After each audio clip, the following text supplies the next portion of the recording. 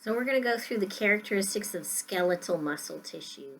There's going to be a few differences for smooth and for cardiac. We'll get to those at the end, but let's talk about these specific characteristics for skeletal muscle tissue.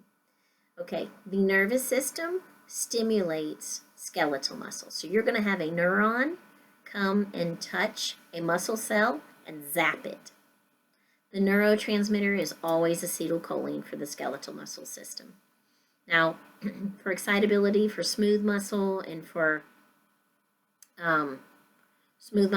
cardiac muscle, we're going to have some hormones. And I mentioned, the heart is magic. It has its own cells that actually called pacemaker cells, that actually create the electricity to get it going.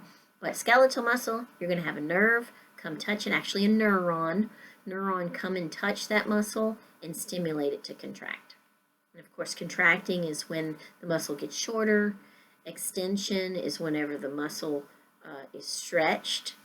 And then elasticity is the ability for a muscle to snap back to the same length wash after wash. All right, body movement.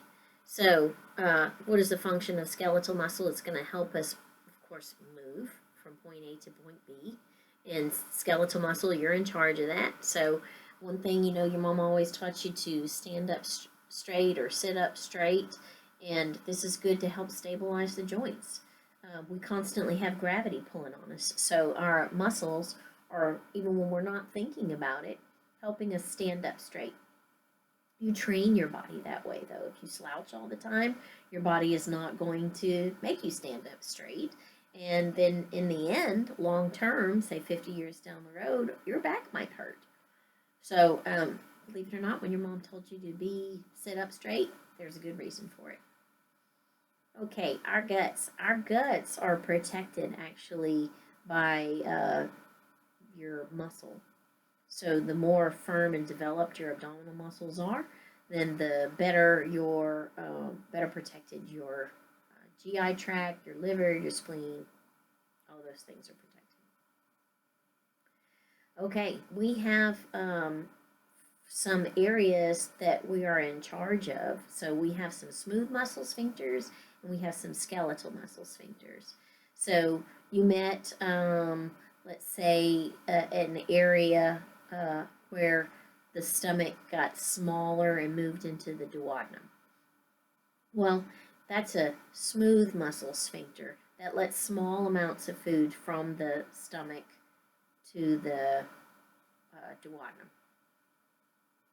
Sphincters that we're talking about in the skeletal muscle are the ones that you're in charge of. So this is not a good time to go tinkle.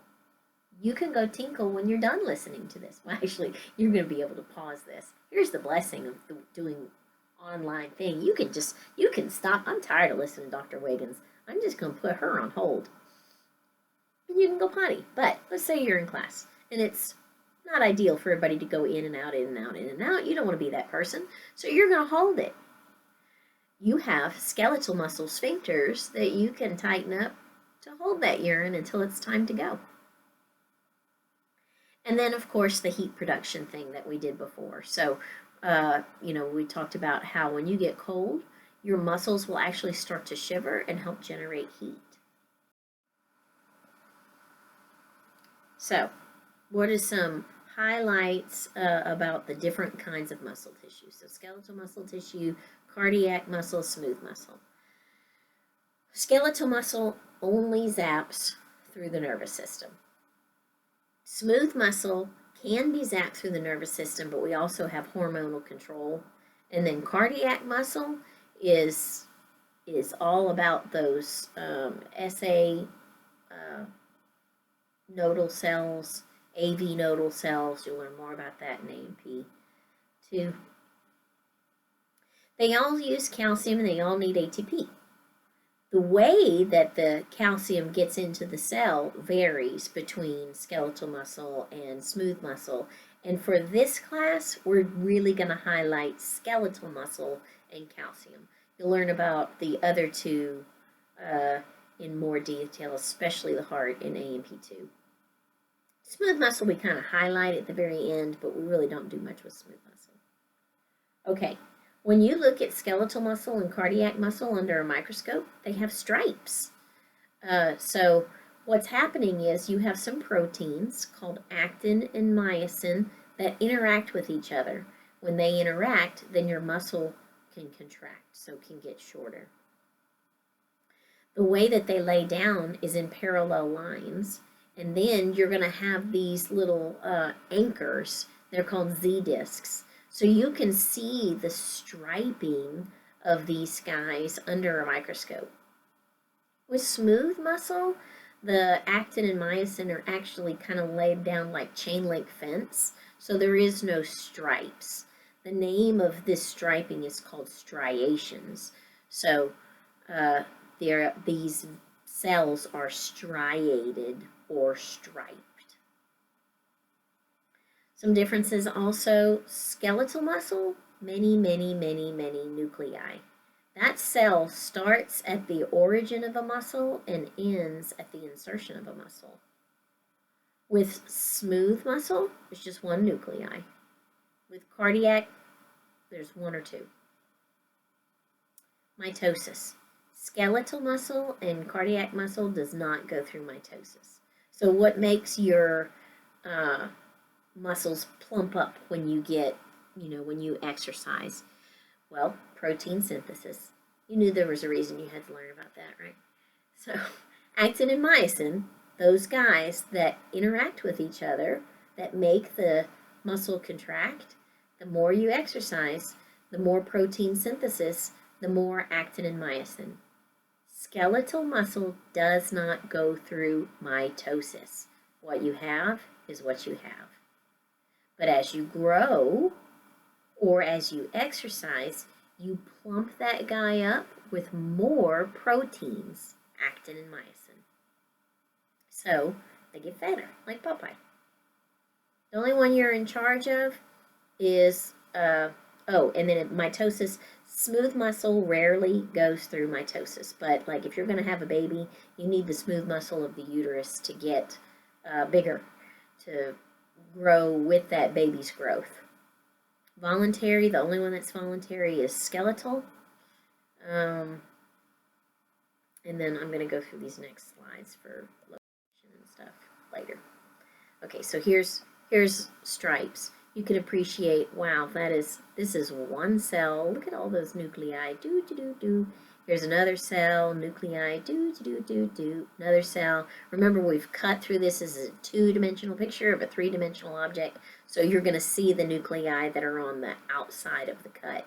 But, as a tube, they're everywhere. Cardiac muscle. These stripes might be a little bit harder to see. You can kind of see them right here, but it is also striated. Those cells are actually linked to each other, so they have these branches like this, and then they have some special things called intercalated discs. So these little highlighted pink things is where we have desmosomes that are zippering up those cells, making sure that they don't tear apart, and gap junctions to make sure that every single cell is getting the same amount of electricity at the same time, so you can have lub-dub, because we don't want one cell contracting while another is relaxing. That's fibrillation, ventricular fibrillation. So this lower part of the heart, if that guy starts fibrillating where they're not all getting the same electrical message at the same time, ventricular fibrillation equals death.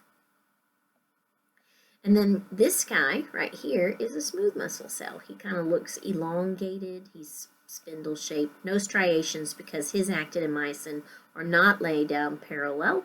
They are laid down in a cross chain, like a chain link fence. Okay. So, the skeletal system, the muscle is the organ. And every muscle has thousands upon thousands upon thousands of cells. It's not wrong to call it a muscle cell, but more commonly, that muscle cell is going to be called a muscle fiber because it's a very long cell that starts at the beginning of the muscle and ends at the end of the muscle. they'll bundle. So those fibers are going to bundle into something called fascicles. And we'll have a picture in a minute. And let's see. Other things that you'll find in the muscular system, there's going to be like an areolar connective tissue around an entire muscle. We're going to see some blood vessels that are going to pass through fascicles and, of course, nerves, because that's what's going to stimulate the muscle. So let's go through those connective tissue components. Your book goes through the different kinds of connective tissues. Don't worry about that. I'm going to show you a picture of the names of those different connective tissue layers and explain to you why they're important. Okay, so around each individual muscle fiber, you're going to have an endomysium. Those muscle fibers are going to bundle into fascicles. Every fascicle is surrounded by a paramysium. And then multiple fascicles put together is the entire muscle. The entire muscle is surrounded by a connective tissue layer called epimysium. Remember, epi on top of, so epimysium around the entire muscle. This is allowing for that whole compartmentalization. Do I need to zap that whole muscle, or do I just need to zap one small part of the muscle? So I'll give you an example. Are you picking up a pen? Are you picking up a bowling ball? You still have to contract that muscle to pick it up, but do I need to stimulate that whole muscle? Do I need that much strength? Probably not. So here's that picture. Okay, so here is a muscle fiber. What are these little, this whole thing is a muscle fiber.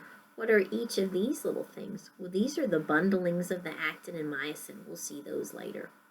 Okay, so here's a muscle fiber. This is one muscle cell. This is all the proteins on the inside. This is one muscle cell, and it is surrounded by endomysium. So here we go. Here's a cell, here's a cell, here's a cell, here's a cell. So each of these are cells. Remember, these little bundlings, I'll tell you about these later, but these are all little bundles of protein. When you put a bunch of these cells together, they're going to bundle into a fascicle. And you can kind of see these when you cut through a steak, right? You can see these little weird bundlings if you eat steak. So those bundles are called fascicles, and the fascicles are wrapped with a paramysium.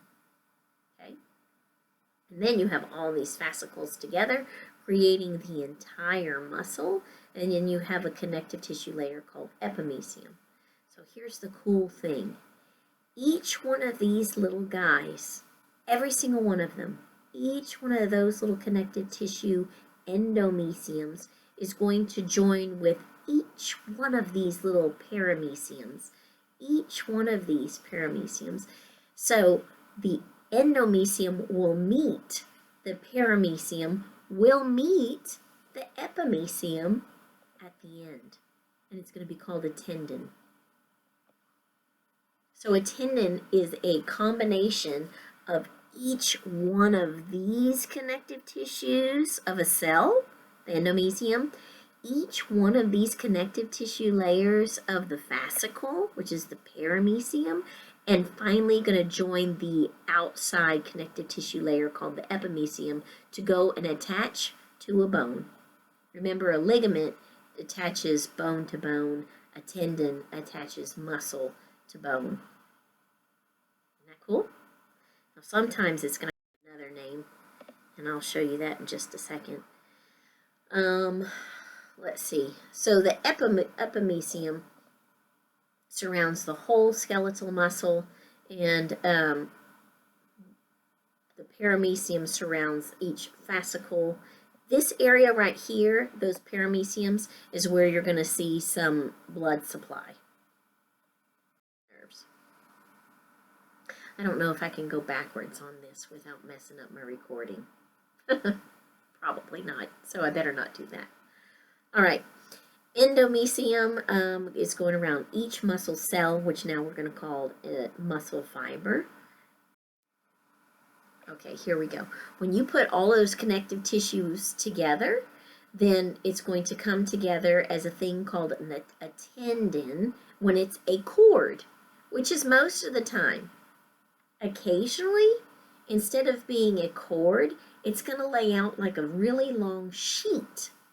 When it's laid down like a really long sheet, instead of being called a tendon, it's called an aponeurosis. So here we go. Here's that latissimus dorsi. You've heard of your lats, right? This right here is an entire aponeurosis where this latissimus dorsi is coming and attaching to the vertebrae.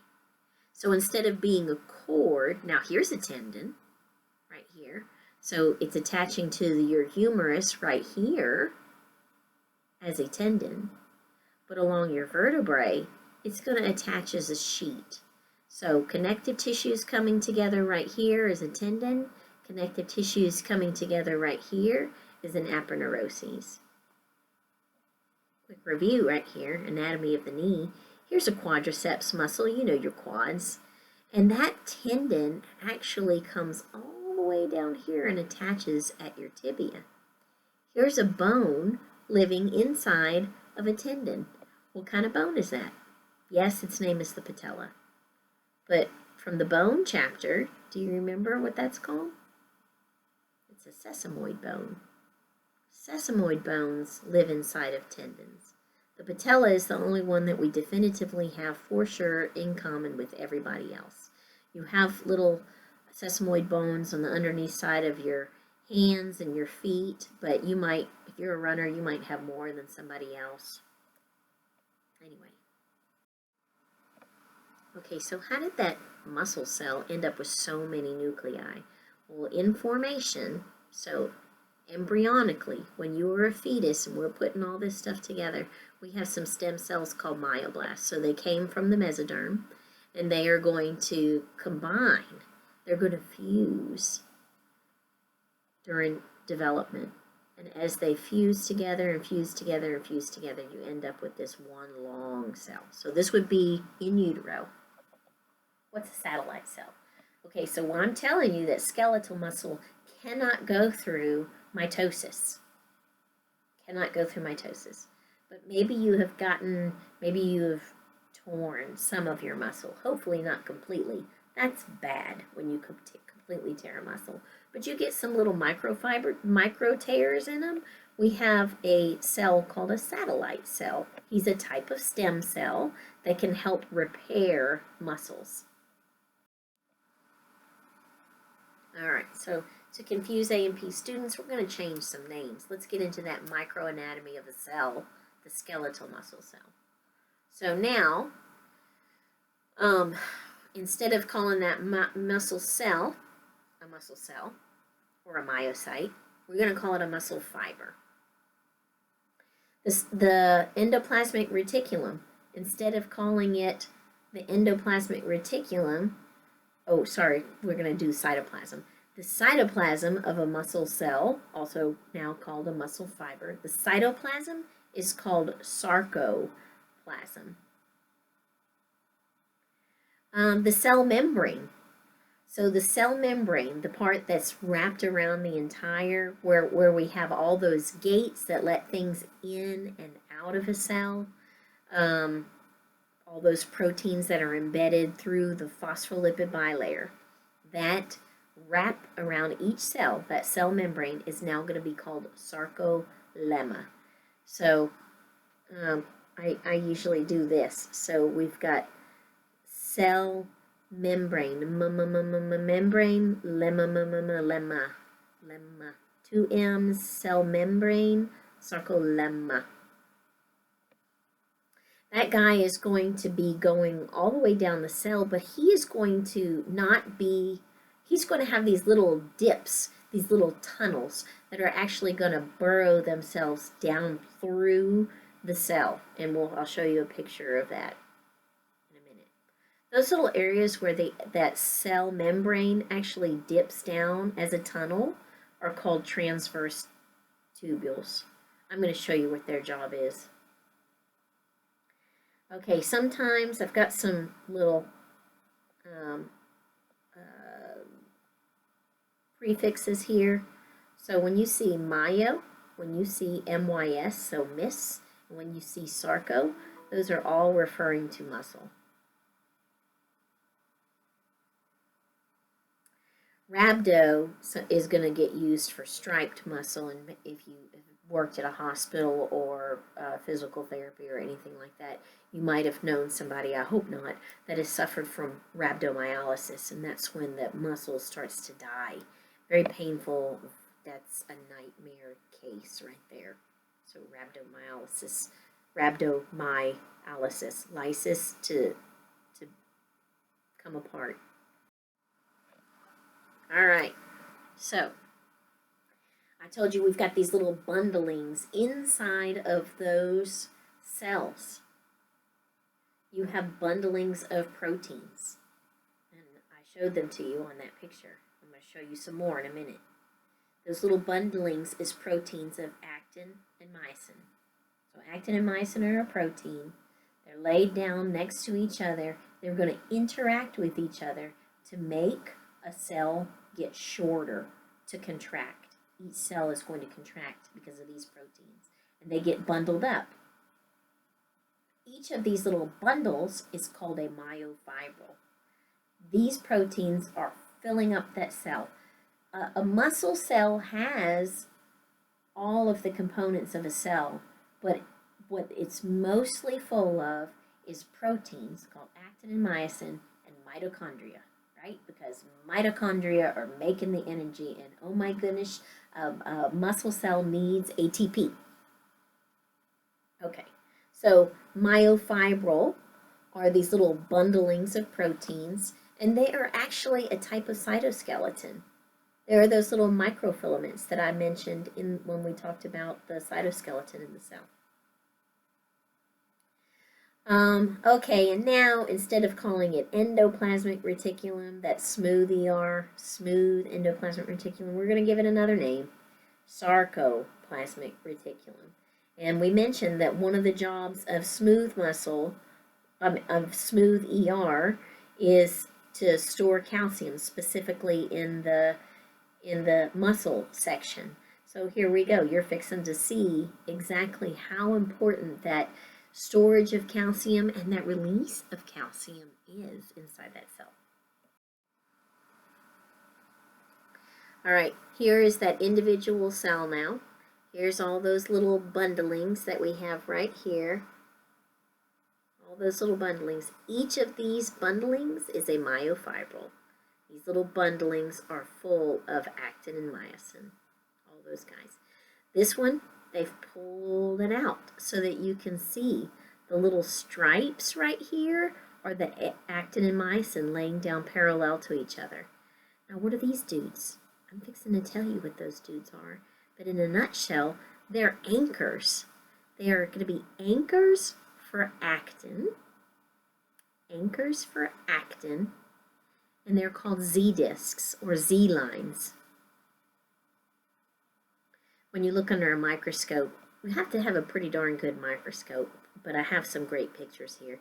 We're going to have a dark band right there, and we're going to have light bands. So here's a dark band, here's a light band, here's a dark band, here's a light band. That dark band has an A in it. That light band has an I in it. Light, dark. The dark band's name is the A band. The light band's name is the I band. That's their name. But you're going to remember that because there's an I in light and there's an A in dark. All right. So, why do I have to show you all this? From each Z-disc to each Z-disc, that is the guy that's going to make us contract. It's called a sarcomere. That area from Z-disc to Z-disc is called a sarcomere, and you have thousands of sarcomeres per myofibril, depending on the length of the muscle. But let's just do, let's say biceps. Your biceps is starting up at your shoulder. It's finishing on your radius. That's a long muscle. I mean, we have longer ones, right? Your quads. But that's if on a microscopic level, that's thousands of sarcomeres. So what's inside of those little sarcomeres that are making us contract our muscle? We have those actin and myosin that I already told you about. And then we have a couple of extra little dudes that you're fixing to meet. Troponin and tropomyosin. And then, of course, those Z discs that are anchoring the actin.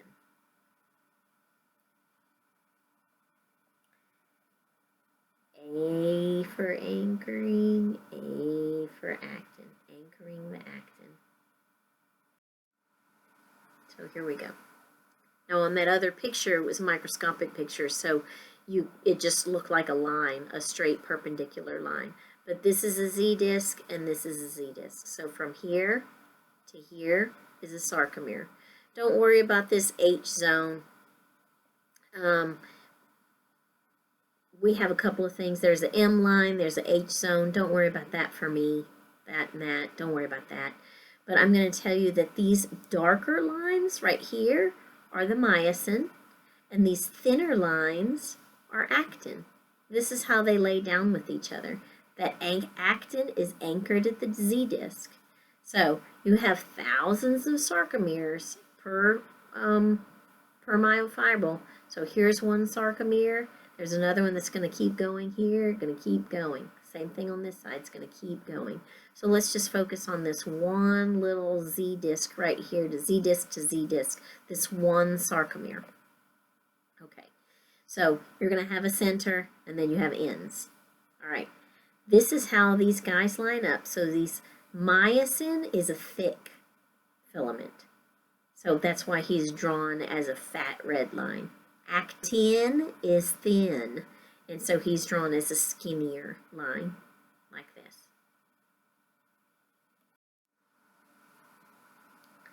Okay, so what exactly is that myosin?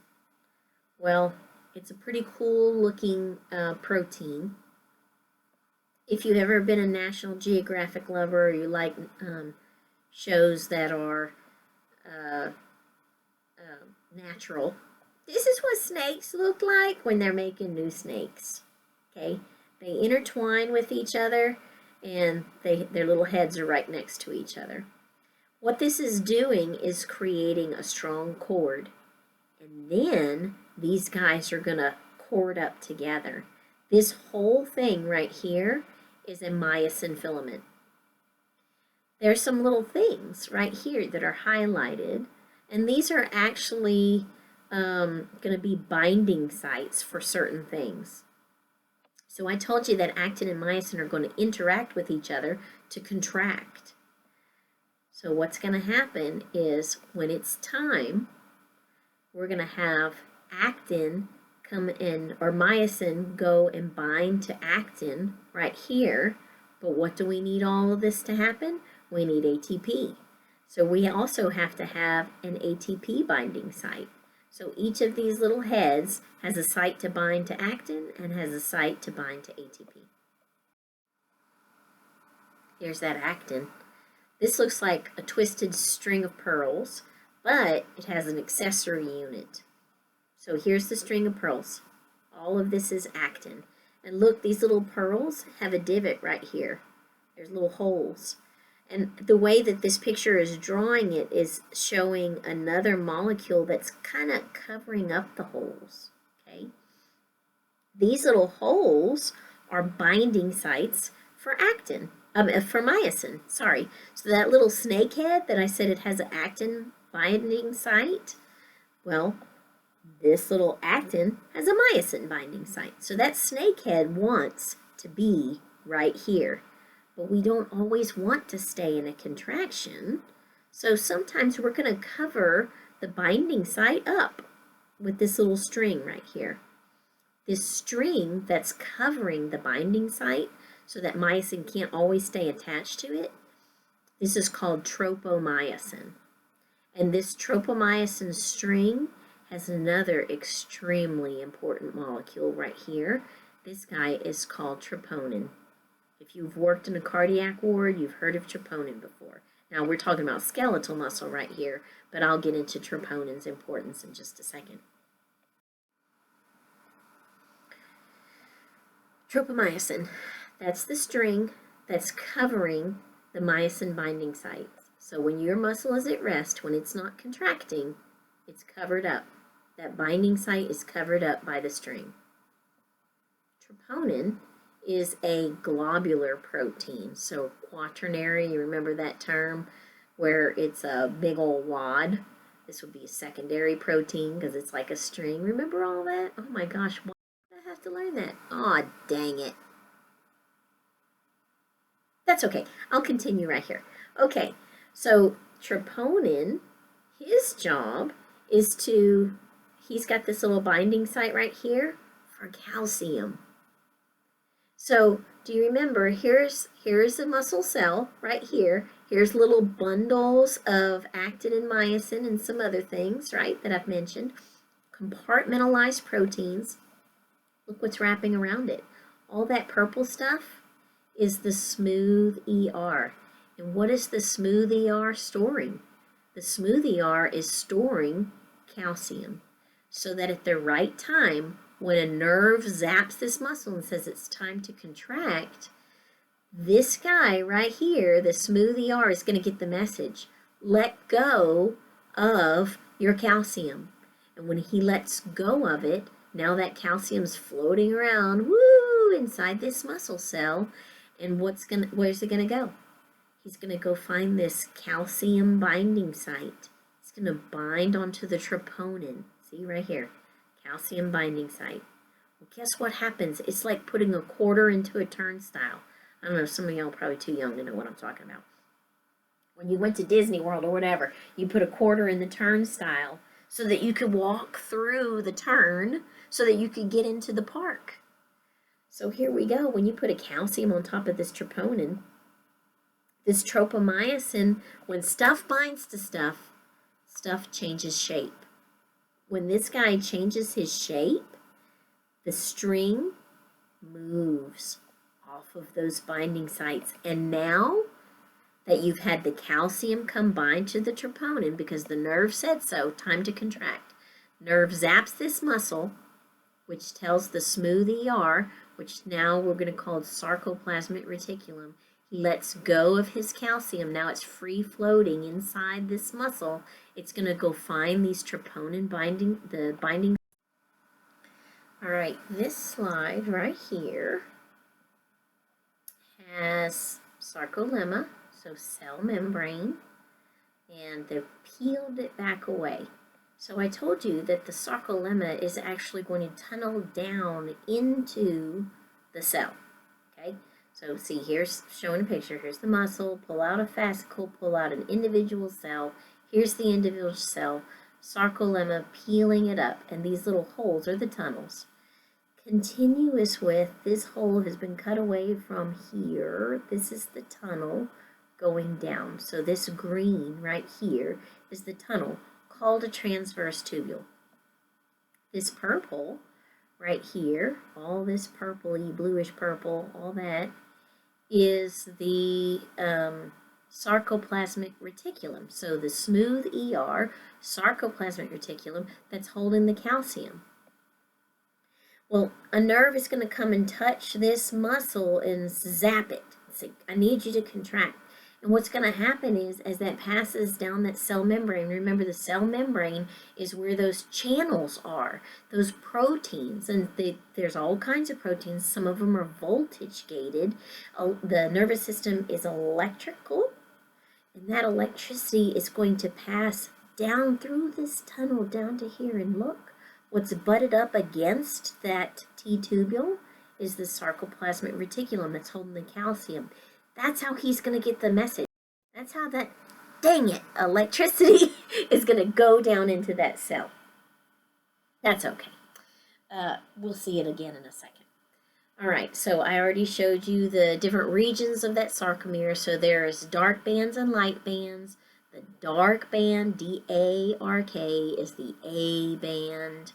And that is going to be dark under the microscope. I'll show you in a picture what it looks like on a sarcomere in more detail.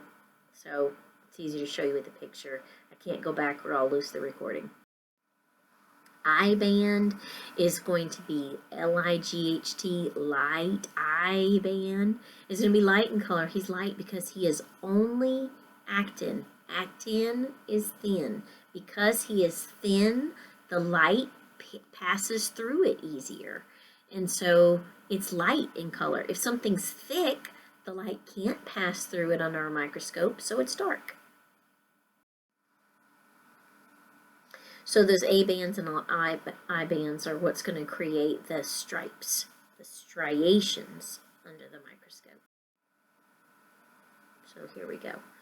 Here is dark, here is light. Here's a weird thing. What's this dark line passing through the I band? It's actually the Z disc. The Z disc anchors the actin. So I'll show you a picture in a minute. The purple is nuclei. This little strand right here is actually the endomysium, so the wrap around each cell. So this is a cell, this is a cell. Okay, here we go. So we've got, this is the setup of a sarcomere. So here's the Z disc, or Z line, you might see it written as Z line, whatever. Here's the Z disc right here. Here's those little beads. Those beads are the actin, and you can see the tropomyosin and the troponin on that. So here's actin, anchored to the Z disc, anchored to the Z disc. This is moving on to the next sarcomere, and it's cut off. This is moving on to the next sarcomere, this is cut off. This is, if you could imagine, this just keeps going. This would be the cell, okay? And you've got thousands of these guys in here. Okay. Here's the myosin. Myosin is thick. All those little snake heads coming off of it. Remember, there's an actin binding site that would love to get a hold of this little bead right here on the myosin binding site. When he does that, when he grabs it, he's going to pull that towards the middle. Pull this towards the middle. And can you see if those get pulled towards the middle, the actin is getting pulled towards the middle. This is going to get shorter, this is going to get shorter because that's going to get pulled to the middle too. That's a contraction. Here's another setup. So we've got Z disc to Z disc. This whole thing is a sarcomere. Here's another picture. When the muscle is relaxed, this is what the actin and myosin is set up at. So they're overlapping each other, but there's a big gap right here. We're all relaxed. This is all actin. This is the I band. This is the I band. And so what's going to happen is when that calcium shows up and the troponin moves, so the tropomyosin moves, and then this myosin can come and grab this, it's going to pull it towards the middle. Here we go. Pulling towards the middle. Look what happens. That muscle got shorter. And look what also happened. Those I bands that were all right in here, because it's just actin, it's light, it's thin. Actin is thin, so the light passes through it. Well, when you bring those Z discs towards the middle, you don't have an I band anymore because they're all overlapping now. So the I band disappears in a fully contracted muscle. Oh my goodness, here we go, neuromuscular junction. The neuromuscular junction, neuro, nervous system, muscular, muscle, junction, where something meets. Very long word, very simple meaning, where the nerve and the muscle meets. Every muscle fiber is innervated by a neuron. Every muscle fiber can get zapped by a neuron. Remember, a neuron is an individual cell. You put a whole bunch of neurons together, and then you're going to have a nerve. A neuron is the individual cell.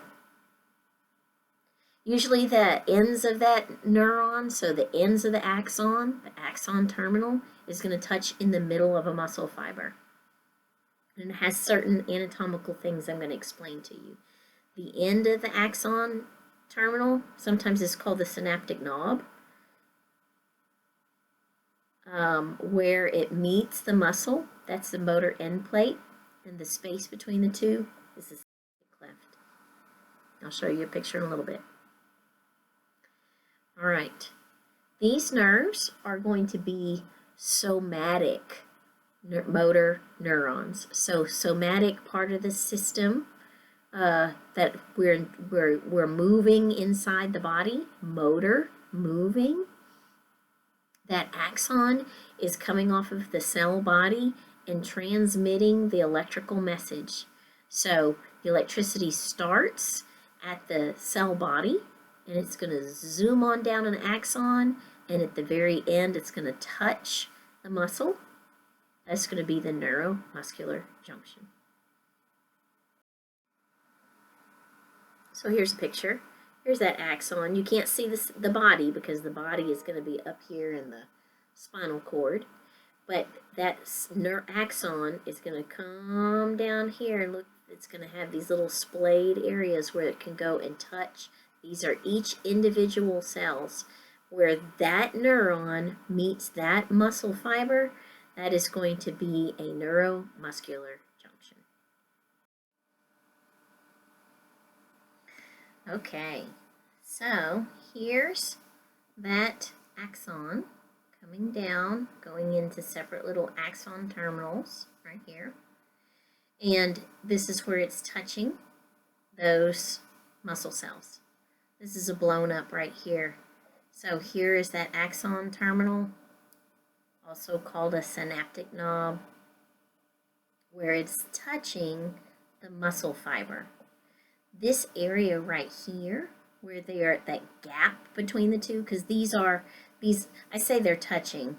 There's actually the tiniest little partial gap, 1/1,000,000th of a millimeter, I don't know, it's tiny. That gap is called a synaptic cleft.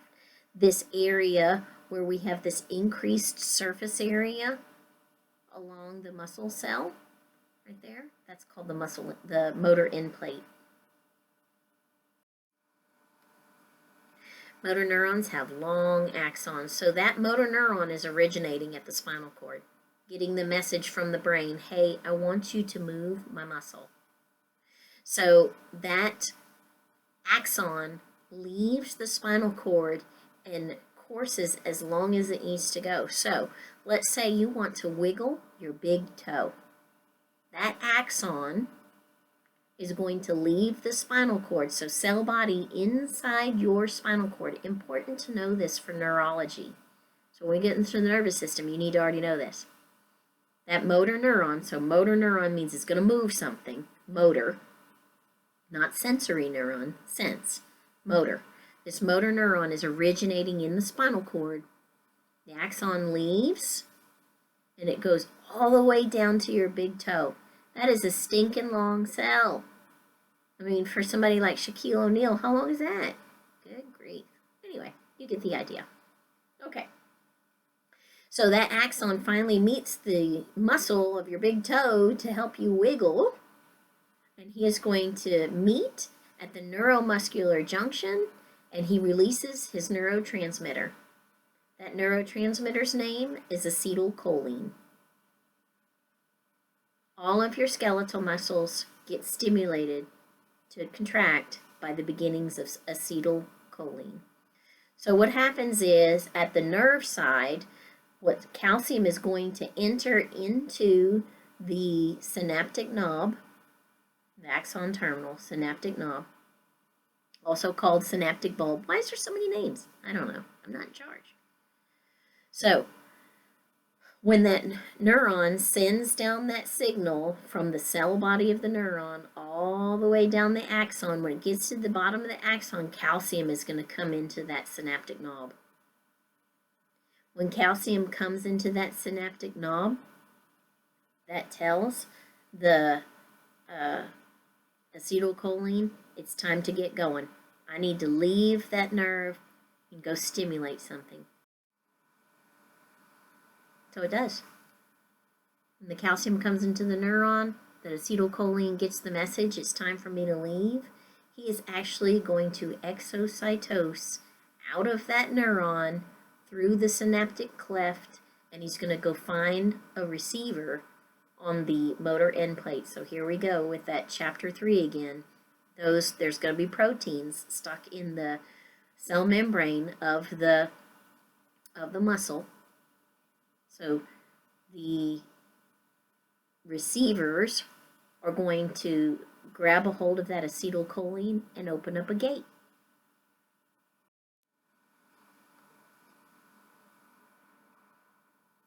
So on the motor end plate, you have these protein channels that have acetylcholine receptors. The acetylcholine binds to those acetylcholine receptors. So the acetylcholine is a ligand. That's its name because he's the key to the gate. When that acetylcholine binds to the receptor, the gate opens. Now let me tell you, acetylcholine has no desire to go into that muscle cell. It's sodium. Remember, sodium is high in concentration outside of the cell. Potassium is high on the inside of the cell. So we're going to have diffusion, moving from an area of high concentration to low concentration. Sodium now gets to enter into the muscle cell because acetylcholine opened up the gate. So sodium moves from high concentration to low concentration pretty quickly. Some potassium leaves, but you'll learn that potassium has a tendency to be a little bit of a slowpoke. Sodium usually, not always, sodium is pretty quick, rushing in. So that -70 is meeting a whole bunch of sodium positives, and we're leaving our -70 moving towards 0. That's called depolarization. You're trying to get rid of that difference, and we're creating electricity. Okay, so a close-up of that neuromuscular junction. Here's the neuron, here's the muscle, here's the motor end plate with the increased surface area. So you can see phospholipid bilayer, there's little protein channels, and then up here, this is the membrane of the cell membrane of the neuron with some different kinds of proteins. We're going to focus on this one. Because the brain wants to move that muscle, we're going to have a signal, an electrical signal, come channeling down here, which is going to open up these protein gates. So calcium is actually going to diffuse in. Once it gets a message to open, calcium is going to come in. When calcium comes in, it tells these little packages of acetylcholine, they're just little proteins that have been synthesized. Protein synthesis made acetylcholine, the neurotransmitter, and they've been packaged by the Golgi apparatus, and they're all bundled up. Calcium comes in and says, time for you, acetylcholine, to come and make a muscle contract. So off it goes, it fuses with that cell membrane, exocytosing. And here, as it exocytoses, there goes that vacuole, exocytosing. Acetylcholine is now in the synaptic cleft. It's going to go and find these very specific ligand-gated channels. So what's going to open that channel is acetylcholine. Acetylcholine is the key to the gate. Acetylcholine is the ligand. Remember, sodium is high on the outside of a cell, low on the inside. So when that channel opens up, sodium is going to diffuse into that muscle cell. Yes, potassium is going to leave slowly, but this is the biggie. When the sodium, these little purple dudes, come in here, they're positively charged, so that -70 is going to become less negative because sodium is positively charged. All right, so what happens then? You get all of this sodium coming in. You're changing this charge of -70 towards 0. If it is enough of a zap, if it hits a certain number, that electrical signal is going to continue down the inside of that sarcolemma like dominoes. What's not pictured here is this is still cell membrane. there's still gate, gate, gate, gate, gate, gate, gate, all the way down. And remember that sarcolemma is going to dip down into the cell. Gate, gate, gate, gate, gate, gate, gate. So when that sodium comes in, he's changing that negative 70 to something more positive.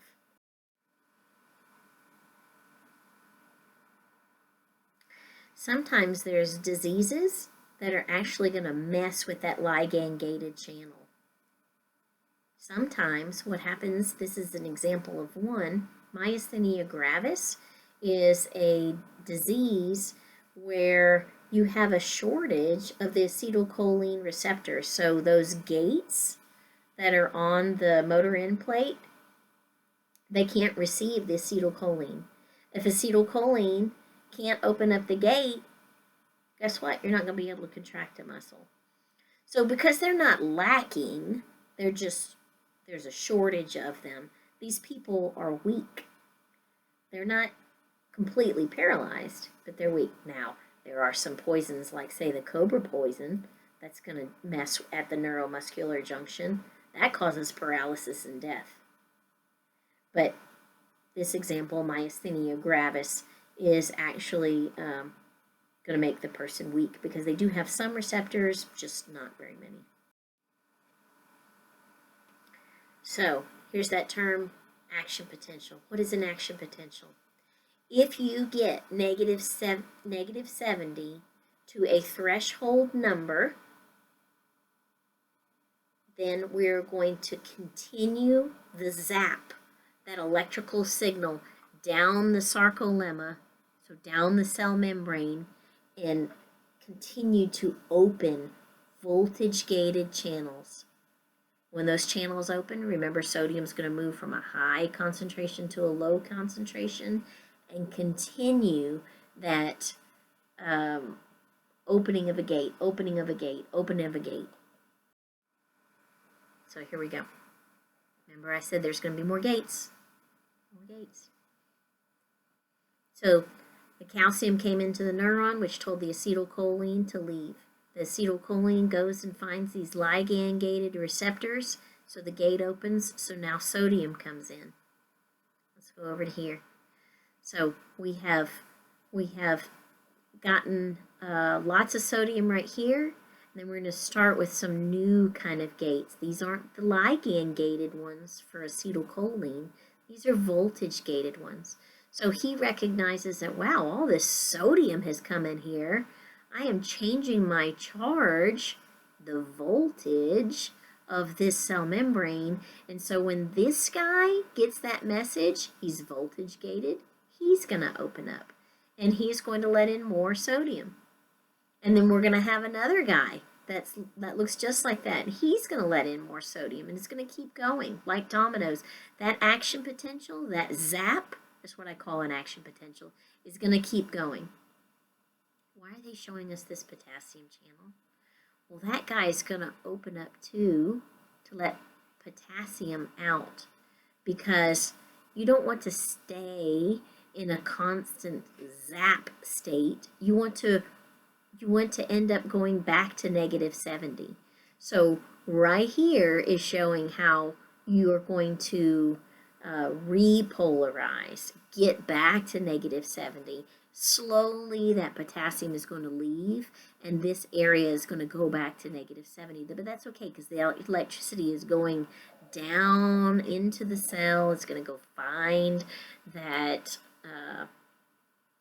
smooth ER, that sarcoplasmic reticulum to let out the calcium because the zap has traveled. Oh my gosh, Dr. Wiggins, what are you doing to us?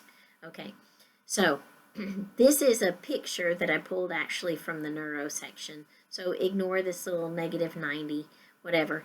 But this is describing an action potential. The action potential that is changing a charge going towards 0. So I'm depolarizing. I'm getting rid of that negative 70 and coming up here. This is when sodium is rushing in. Look how high this is. This one has a little bit more of a slope because potassium is a little bit slower. So I'm zapping that zapping that muscle to propagate that action potential and get down to the sarcoplasmic reticulum. This is just one point in time. It's going to continue down that cell membrane, though. It's going to keep happening. So you're going to have, at this particular place in the cell, it's going to create this, but those little spikes are going to keep happening as they go down that cell membrane. So again, I call an action potential a zap. A lot of times I'll just say we're going to zap that cell. That's an action potential where we're depolarizing. We're leaving -70 and going towards 0. And then when the body is going to fix it, we got to get it back to -70. So as we get it back to -70, that's repolarization. And the reason that that action potential can go deep into the cell is because of those T-tubules I told you about. That cell membrane dips down into the cell. And cell membranes have those channels. So we're going to keep opening those voltage-gated channels so that sodium keeps rushing in. Those T-tubules are going to butt up right up against this sarcoplasmic reticulum where they end. So here's those T-tubules dipping on down. Here's sarcoplasmic reticulum. Where they butt up together like this, the ends where they're kind of bubbled out of the sarcoplasmic reticulum, that's called a terminal cisternae. It's like a big old pocket. So that electrical wave is going to pass down through here, and of course we're going to have a connection between here and here. We're going to have another gate between this guy's cell membrane and this guy's cell membrane so that he can get the message. I have a zap that is traveling. I had a neuromuscular junction over here. Zap, zap, zap, zap, zap, zap, zap, zap, zap, zap, zap, zap, zap. When it gets down to here, then this guy got the message and he is going to open up his gates and let out calcium. Let out some calcium. That calcium is going to leave that sarcoplasmic reticulum. Now it's free floating inside of the muscle cell. Who does he want? He wants to go find that troponin. Remember that little globular molecule that was sitting on top of the thread? The thread was tropomyosin. The tropomyosin was covering up the binding sites on the actin, the little set of pearls. Remember all that? Boom. Here comes that release of calcium. That calcium is going to go find all those little bundles of proteins. And look, that calcium is going to find the troponin.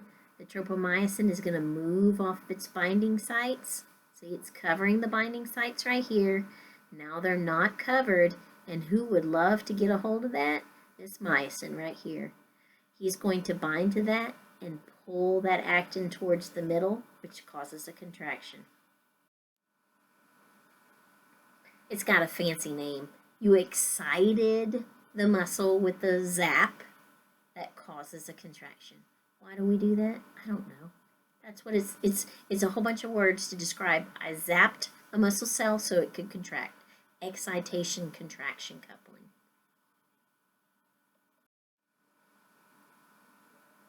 So, first the calcium binds to the troponin. When stuff binds to stuff, they change shape.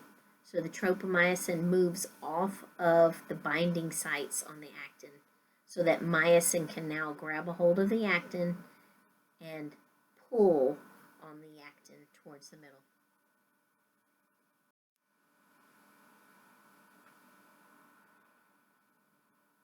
When that myosin binds to the actin, that has a name. It's called cross-bridging. I don't know why.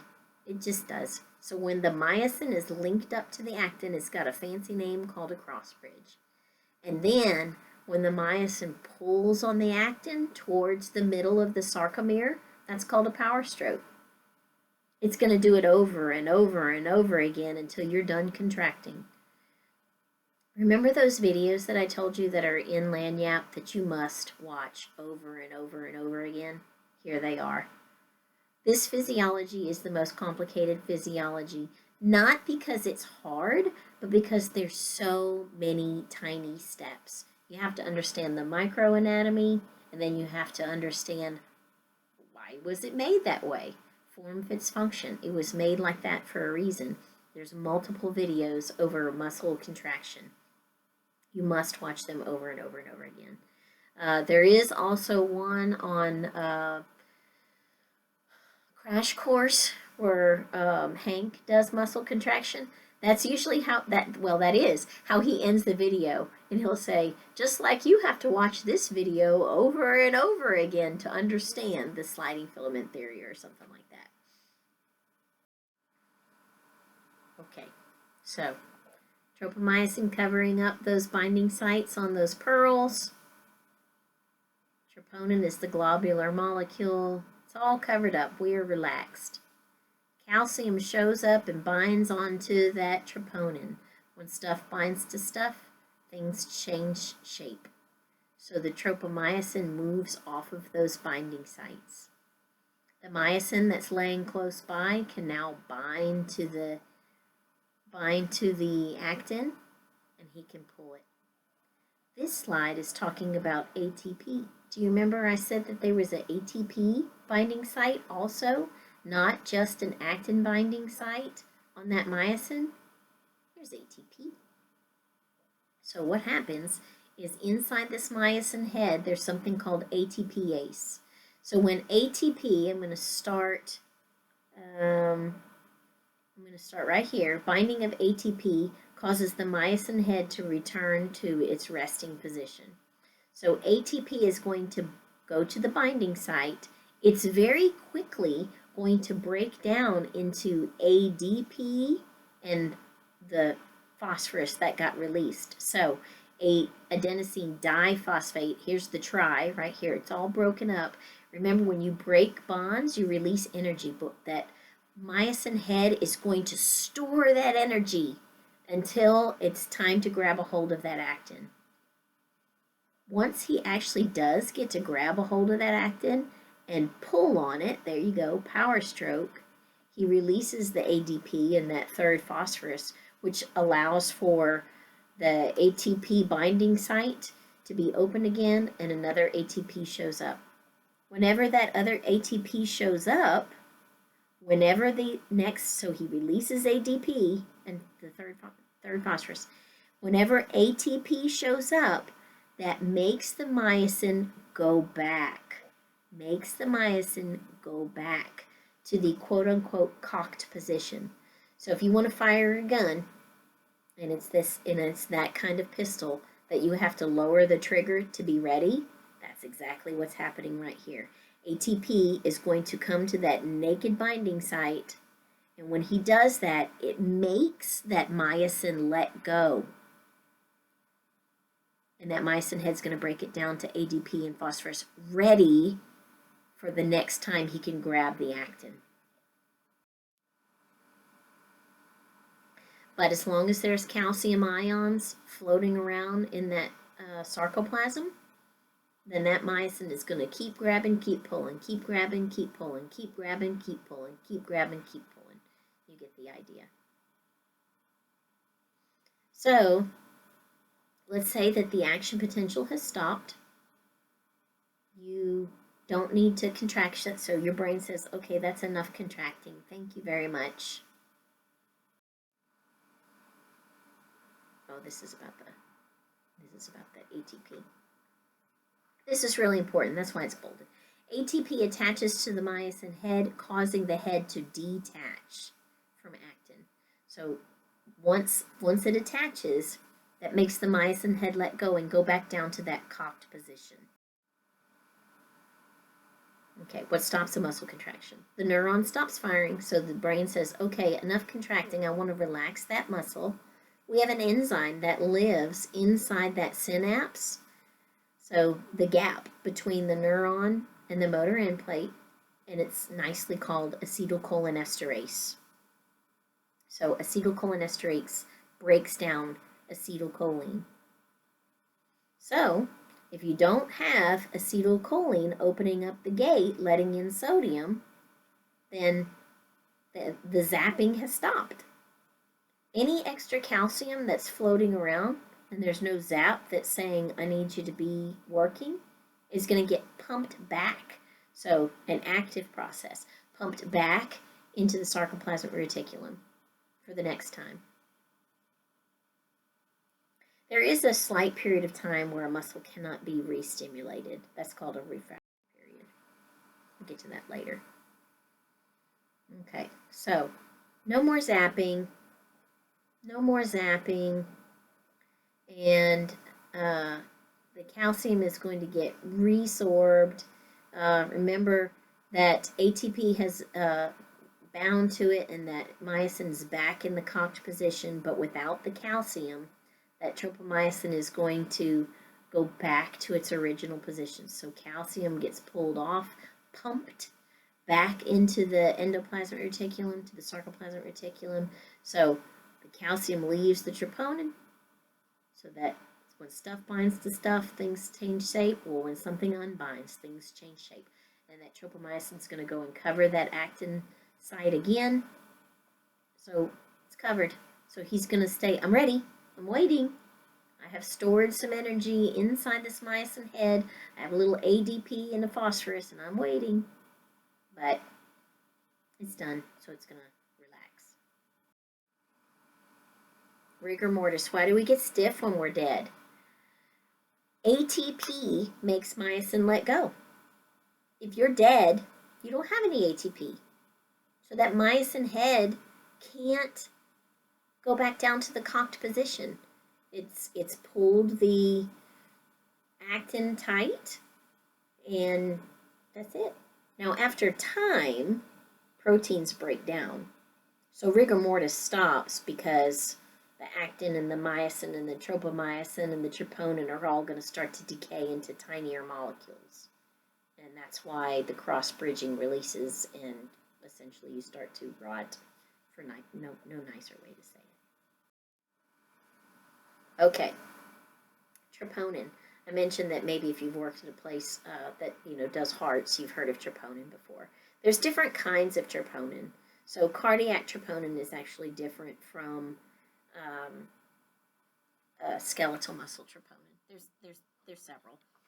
But when you have a heart attack, or when somebody thinks you've had a heart attack, they're going to measure your cardiac troponin when you get there, and they're probably going to keep pulling blood and seeing if that troponin level is going up. If you have heart muscle cells, so cardiomyocytes dying, then the cell is going to just crumble apart. If that cell is crumbling apart, then all those little factors are going to get released into the bloodstream, including troponin. So cell dies, things just get taken back up into the bloodstream. If you've had a heart attack, initially your troponin levels might be slightly elevated. With time, as those cells continue to die because you lost blood supply to that section of the heart, that you're going to get more and more elevation of your troponin levels, your cardiac troponin. So that's one way you can diagnose a heart attack. Troponin is a very common test for heart attack victims, or potential heart attack victims, to prove. All right, I know that's a lot of information, but it's just repeat. Do those videos over and over and over again so you understand the anatomy, so you can understand the physiology. All right, so where in the world does that ATP come from? This is the biggie, aerobic respiration, and you actually already knew that. I don't know if you knew the name. Aerobic respiration happens in the mitochondria. There's lots of details to it, and you don't need to know all those details right now. You'll learn it in A&P2, but with oxygen and with glucose, there's oxygen.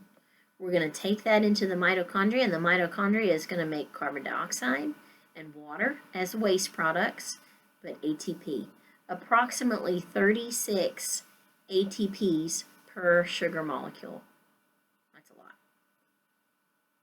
So 95% of our ATP comes from the mitochondria. There's other ways, though. We have a molecule called creatine phosphate that is inside of our skeletal muscles.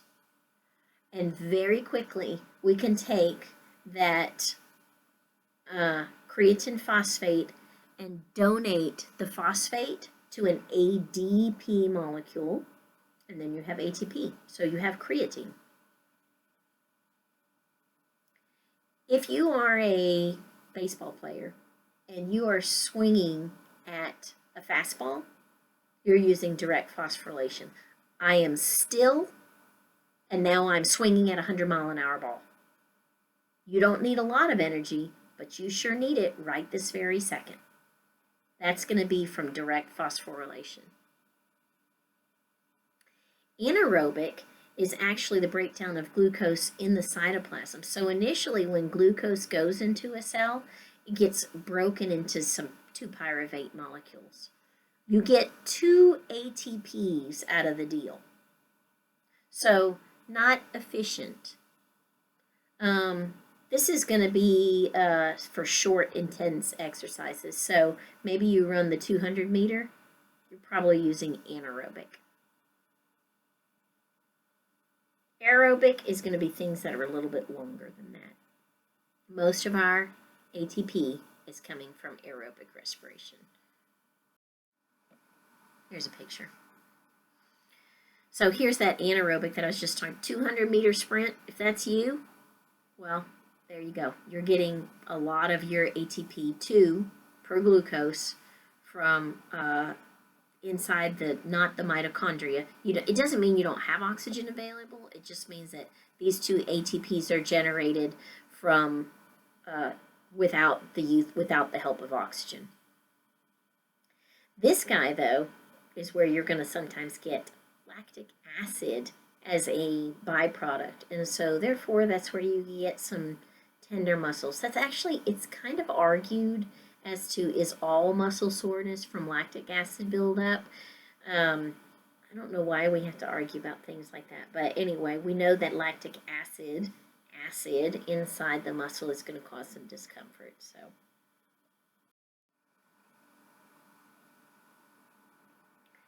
Okay, so if you have some sort of, maybe you're a marathon runner, that's an endurance exercise, right?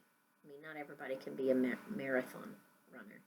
So that could be moderate activity that goes for a long time.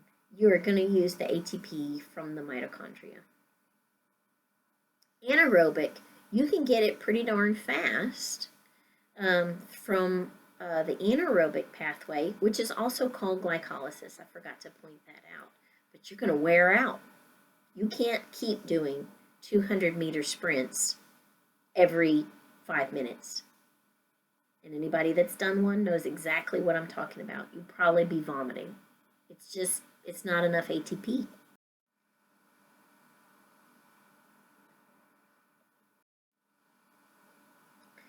All right, we have a cool molecule inside of our muscles that's only in our muscles. It's called myoglobin. This guy, he holds on to oxygen tighter than the hemoglobin. He can only carry 1 oxygen molecule, but he offers a little additional oxygen to help that mitochondria out. There's a lot that we have to learn about this molecule still, but I think I mentioned at the beginning where I talked about myo and mys and rhabdo are all about muscles. Well, rhabdo is specifically skeletal muscles, but when you start to break down skeletal muscle, that's called rhabdomyolysis. If you've ever met anybody, or for me, I've seen dogs, of course, bitten by a rattlesnake. Rattlesnake venom destroys muscle. And it is very, man, it's textbook. You know when you see a dog that's been bitten by a rattlesnake. Of course, there's the 2 holes, but the dogs actually continuously, and people continuously leak this brownish red fluid that does not clot. It's interesting and cool and gross at the same time. The skin actually kind of looks like a peeling sunburn. It's just rotting away, and it looks like a sunburn that you could peel away. That's from destruction of myoglobin. What's muscle fatigue?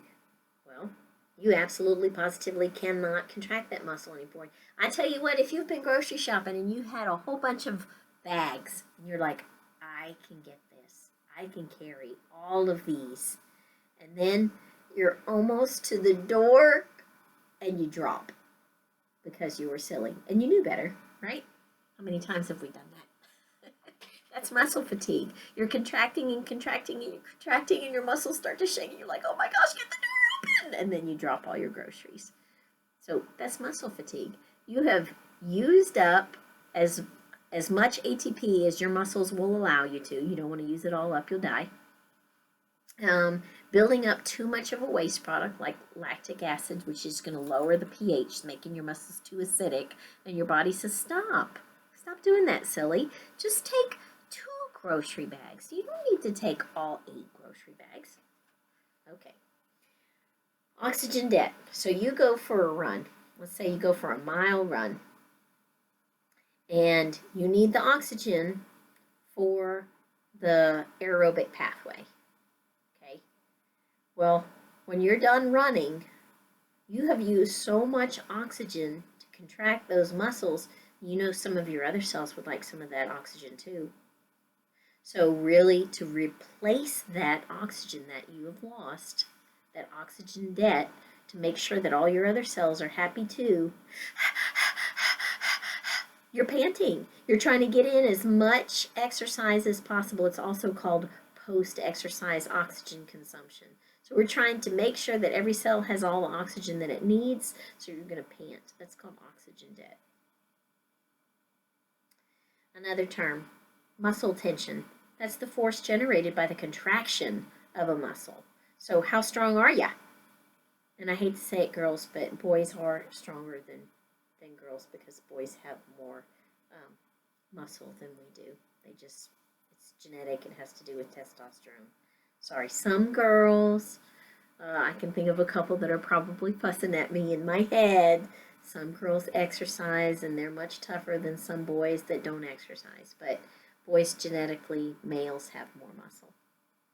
So how strong are you? Muscle tension. How much strength can you get behind that contraction? All right, sometimes you move things, sometimes you don't. You've heard of planking. That's a non-movable contraction. You're not moving anything. You're just holding yourself in place. But you know what I'm talking about.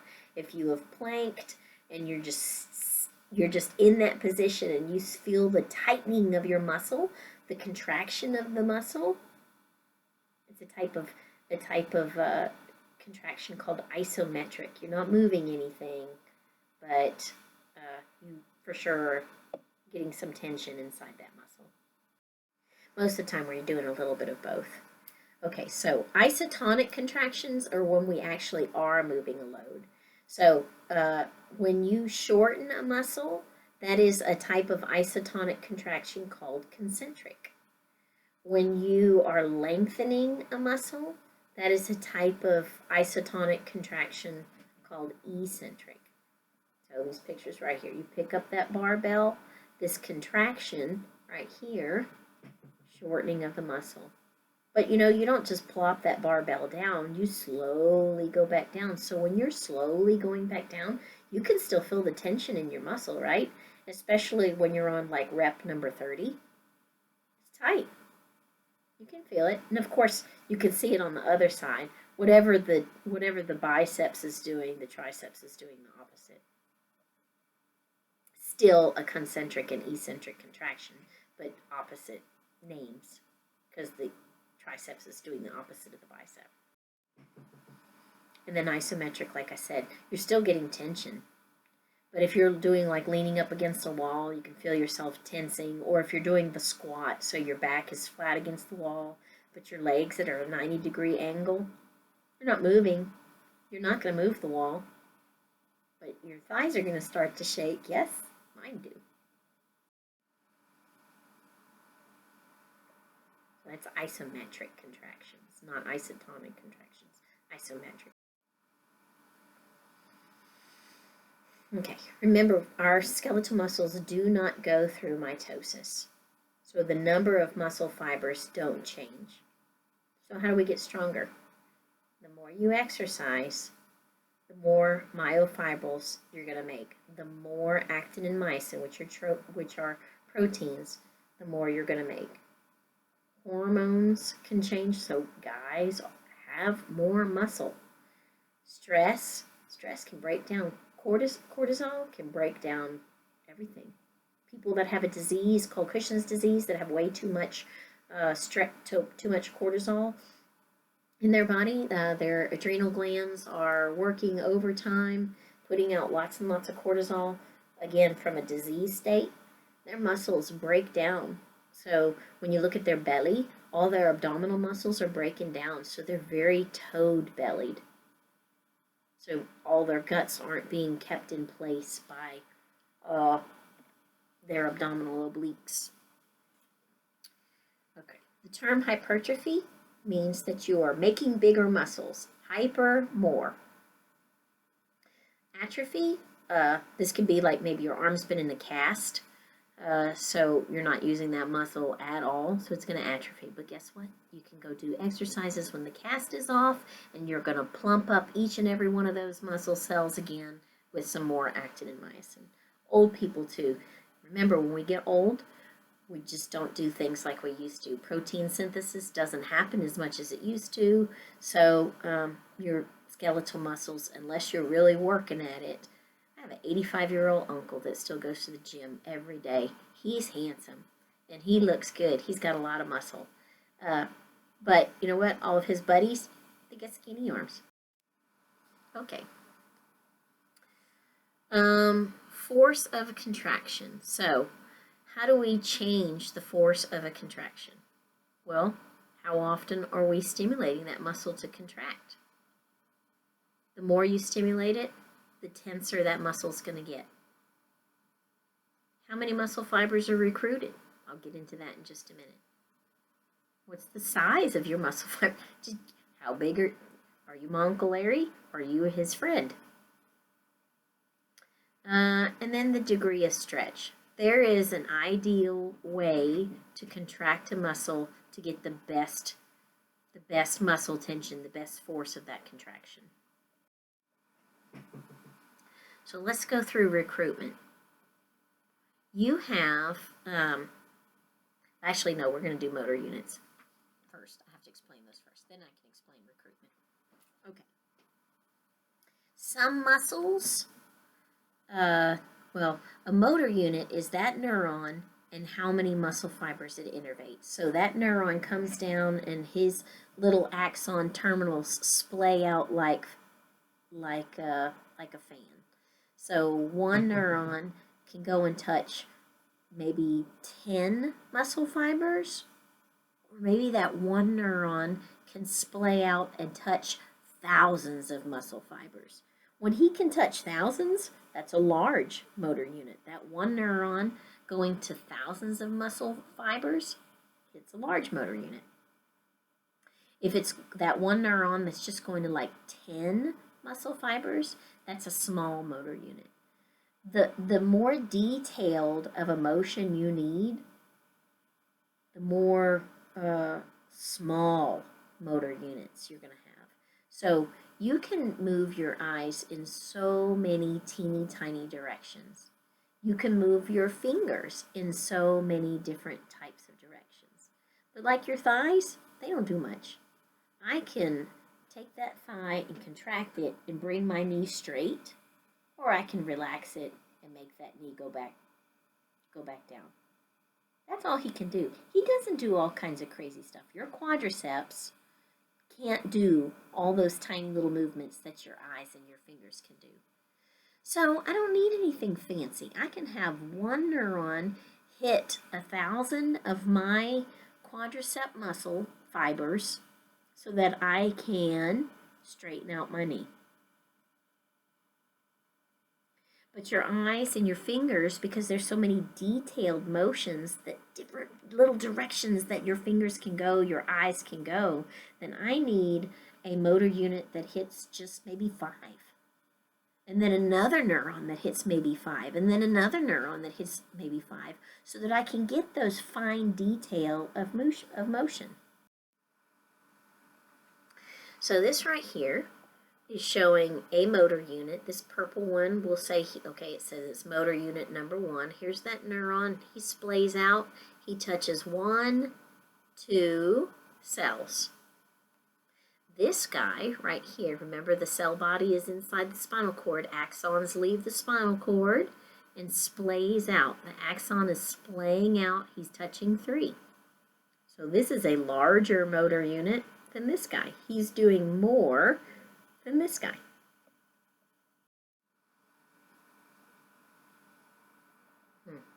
Wonder where my slide was for recruitment. Maybe he's later. Okay. All right, this is going to, there is an ideal amount of overlap that is going to make the best strength of a contraction. So, if, let's say, actin is barely, how do I say this? This is always the most complicated part of the contraction strength. Okay, let's think about this. Okay, we've got a volleyball player, and she's going to hit the ball. The ball is sure to come to her. If she is standing straight up, then her muscles are way too relaxed of a state to get good force when that ball comes to her. If she is squatted down all the way where her hiney is touching her ankles, then her actin and myosin have been really pulled apart before she can straighten up. That's not going to get her a good contraction either to hit that ball. So if you can imagine a volleyball player, I say her, it could be guy, right? If she is squatted at the perfect amount where her resting muscle length is 80 to 100% of a normal complete relaxing phase, then she is going to get the most power behind hitting that ball. So I hope that makes sense. If you're just standing there and the ball's coming to you, like when my daughter was 8 years old and she decided she wanted to play volleyball and she watched the ball pass and she kind of hopped up in the air to hit the ball, and it was like, that was not a very forceful hit. It's because she hadn't positioned herself properly. And then, of course, if you have the person that's squatted all the way down with her hiney touching the heels of her, so she squatted so far down, she's too stretched out. So the actin and myosin are too stretched out. You won't get as strong of a contraction. So here we go. So this is showing, okay, right here, well, let's do this. This would be excessively stretched. That actin is barely touching that myosin. This is the volleyball player whose butt is touching their heels. And you have to overcome all of this to get a hit. This would be that volleyball player that's squatted down, knees slightly bent, ready to straighten up those legs as soon as her arm hits that ball. And this is the one who is just hanging out his life. We're good. Of course, I could come up with some other pathology. You know, if your muscles are completely contracted because of a disease, or they're completely stretched out, like maybe you tore your muscle right here, so that the actin and myosin aren't even meeting. You tore your muscle, you've torn your muscle. The myosin heads aren't even next to, they can't even, the actin is here, and the myosin is here. Oh, I can't reach you, because you tore your muscle. Okay, I didn't see recruitment, so it's got to be in here. Okay, we'll get there. So in order to understand the strength of a contraction, I have to show you what a single zap of a neuron to a muscle cell looks like, and that's called a twitch. We've all had a twitch. You know that a twitch does not produce significant muscle activity, right? A twitch is just a twitch. So what it is, what I'm going to show you is to show you the strength of muscle contraction. So a single action potential causing a single muscle contraction, and then it's over. You have a period where that action potential is running down the cell membrane and calcium is released, but it hasn't met the troponin yet. So that initial zap, the zap causing the dominoes to, the gates open as dominoes, going down that T-tubule, going down and meeting the sarcoplasmic reticulum, and calcium is out. But calcium hasn't found the troponin. That's called the latent period. Something's happening, but the muscle's not contracting yet. The contraction period is when the calcium binds to the troponin. So the muscle goes, you start the power stroke. Myosin grabs actin, myosin grabs actin, myosin grabs actin. And then you have the relaxation period. My neuron says, okay, you can stop contracting now. So there is no zap anymore. So the calcium gets pumped back into the sarcoplasmic reticulum, and the myosin lets go, and the contraction is stopped. So this is an electrical graph. This is different from the action potential graph. Let me make sure that you understand that. This is a different graph. This is measuring the tension of a muscle. How strong is that muscle contraction? Zap. So here we go. We're opening all these channels of the sarcoplasmic the sarcolemma, letting in some sodium, and goes down the T-tubules. And as it goes down the T-tubules, it finally finds the terminal cisternae of the sarcoplasmic reticulum. That calcium is released, and it starts meeting troponin.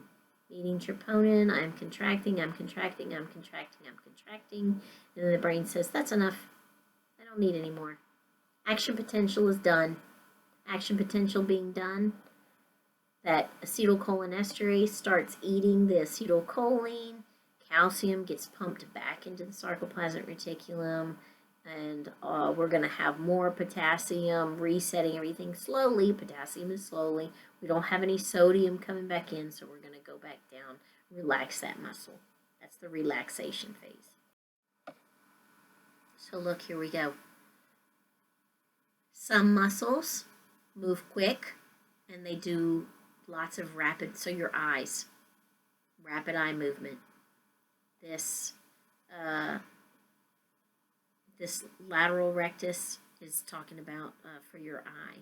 You can twitch that eye real fast. Strong contraction, quickly released. This guy, that single stimulus, he hits that same response. So these are different twitches for different muscles. Right here.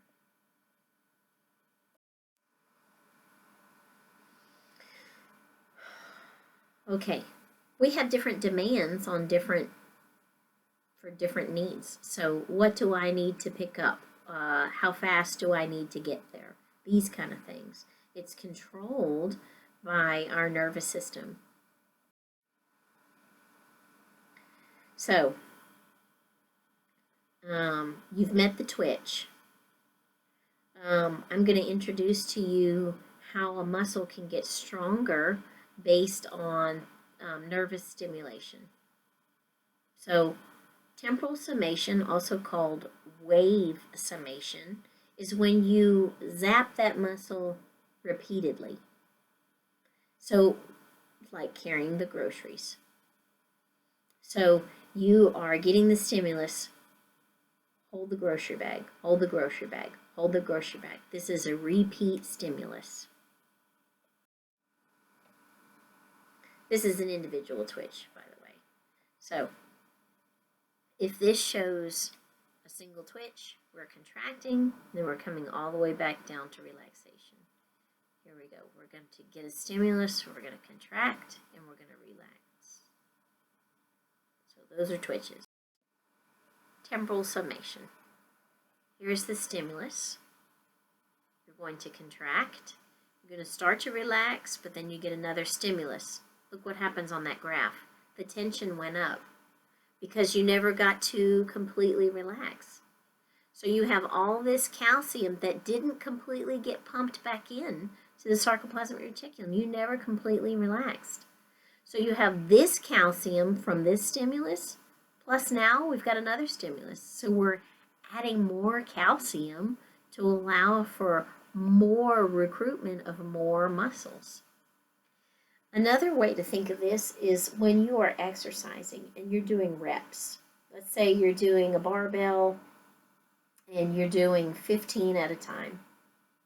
When you go up the first time, whew, that is easy. But let's do 30. But 15 is probably not going to make anybody tired. You're getting to number 20 line, you're repeatedly stimulating that biceps, and you haven't allowed time for relaxation, for the calcium to get repumped in. You know by number 29, you've got the burn. You've got the burn and the tightness inside that muscle. That's temporal summation.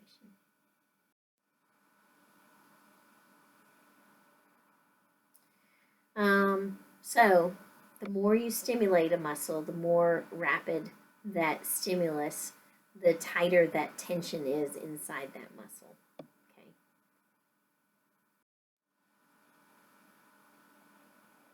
This is same idea.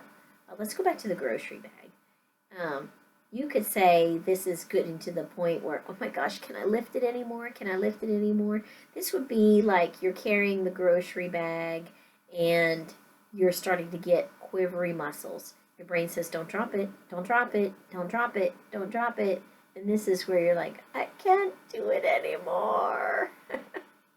It's called unfused tetanus because you're still having contraction, relax, contraction, relax, contraction, relax.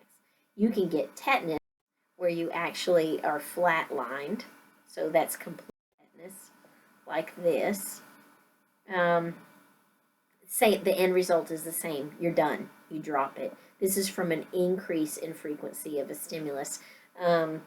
This doesn't happen very often. I guess I could say the weightlifter, the person that's competing and lifting the, I don't even know, 600 pounds, and he is holding it up in the air, and you can see him shaking, shaking, shaking, shaking, shaking. He's going to get to a point of fused tetanus where his muscles are frozen, and he completely drops it because it's a competitive mode.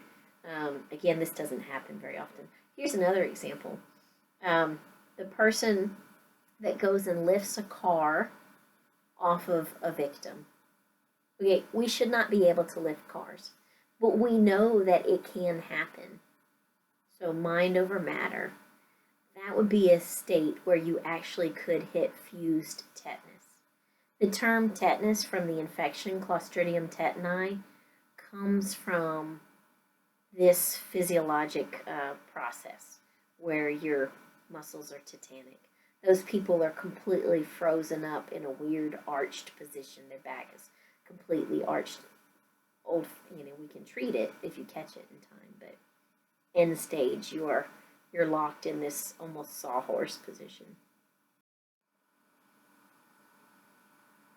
So it's just another idea where you wave summation.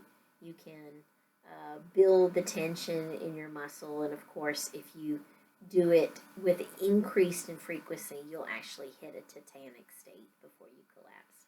This would be more like exercising right here. But it's the same idea.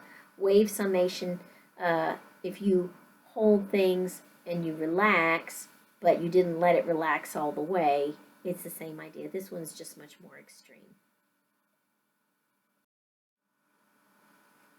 Another picture. Lift the barbell, relax, lift the barbell, relax, lift the barbell, lift it faster, lift it faster, lift it faster. Oh my gosh, go, go, go, go, go. Ta-da, you're frozen. You drop the barbell instead of gently putting it down. Oh, this can be pronounced so many different ways. I learned trepe. Some people say treppy, some people say trap, but this is essentially warm-ups. So before you exercise, you maybe do some squats. So you go down on one leg, or lunges, let's say lunges. You go down, you come back up. You're relaxed. You go down, you come back up, and you relax. Warm-ups, getting those muscles warm, truly warm, and ready for action. So you do allow a relaxation phase, but as soon as you're relaxed, you re-stimulate and recontract. Look what's happening to the tension. you're increasing the tension inside that muscle. You're getting ready to run that 200-meter and win. You do this kind of stuff to prepare those muscles for that competition. There's the recruitment one. Okay, I was wondering where that guy was. So this also has to do with level of force, so I guess that makes sense. You use your biceps to pick up your pen. Let's say you pick up your pen and you bring your hand to your face and you rest your hand. You've got the pen in your hand. You picked it up and you brought it, and now you're relaxing. You pick up a bowling ball and you bring it up to your face because you're preparing to throw. You're getting in position to throw that bowling ball.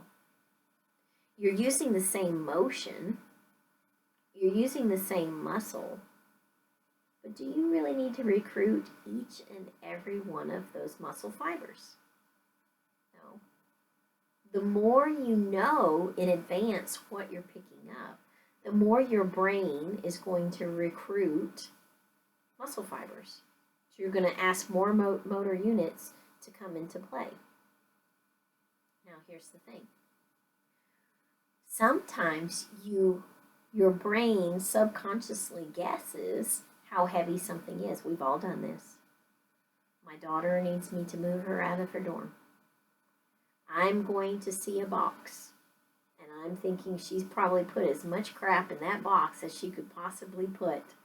I go to pick up this box that my brain has already decided is going to be ridiculous, and I pick it up and it flies over my head and I fall down because there's nothing in it.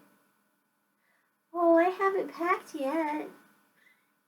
Okay, if you have teenagers, you know what I'm talking about. We've all tried to pick up something that ended up being a lot lighter than we planned on it being. So your brain recruited all kinds of muscle fibers that it didn't need to. But usually, your brain preconceives, how big is that cup? How big is that pen? How big is that? What do I need to pick up this object?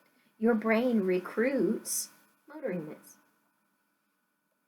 If it recruits all of the, so here's a muscle, and here's all the different muscle cells inside of there. If I'm going to pick up a feather, here we go. But if I know that I'm going to be picking up a box of books, my brain is preconceived to use that entire muscle, all the motor units that I could possibly conjure up, increasing, of course, the tension. Okay, muscle tone. We don't think about it, but we have non-moving muscles that are tense, that are fighting gravity all the time. So as I sit up straight in my chair, I have muscles in my back that are taking turns. They're taking turns, staying tense, fighting gravity. They don't do it all the time or else your back would get exhausted. You're not in charge of this. Your brain is recruiting this little bundle inside this little muscle that's running down my back. And now, okay, you relax. I need you to do your job. Moves to a different bundle of muscle cells and says you need to keep recruiting, you need to keep contracting, you need to fight gravity. Okay, don't get too tired. Brain moves over to a different section, a different set of motor units to fight the gravity so that you don't go kerplunk and flop down with your head on the desk, whatever. So that's called resting tension. And you're not really in charge of it. Your brain is doing that for you.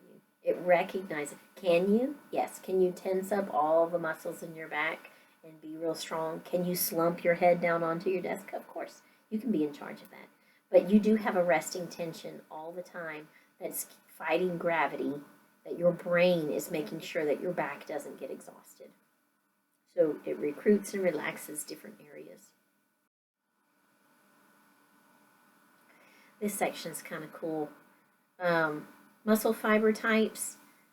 We have some that use up a lot of oxygen. They're called slow oxidative. These are going to be for the marathon runnings. This is going to be the ones that are going to use the mitochondria, so using the aerobic pathway, going down to fast glycolytic. These guys are actually going to be pretty pale, low in myoglobin. They're just going to use more of the rapid pathway, so they're going to be using glycolysis to get some ATP. Not very efficient.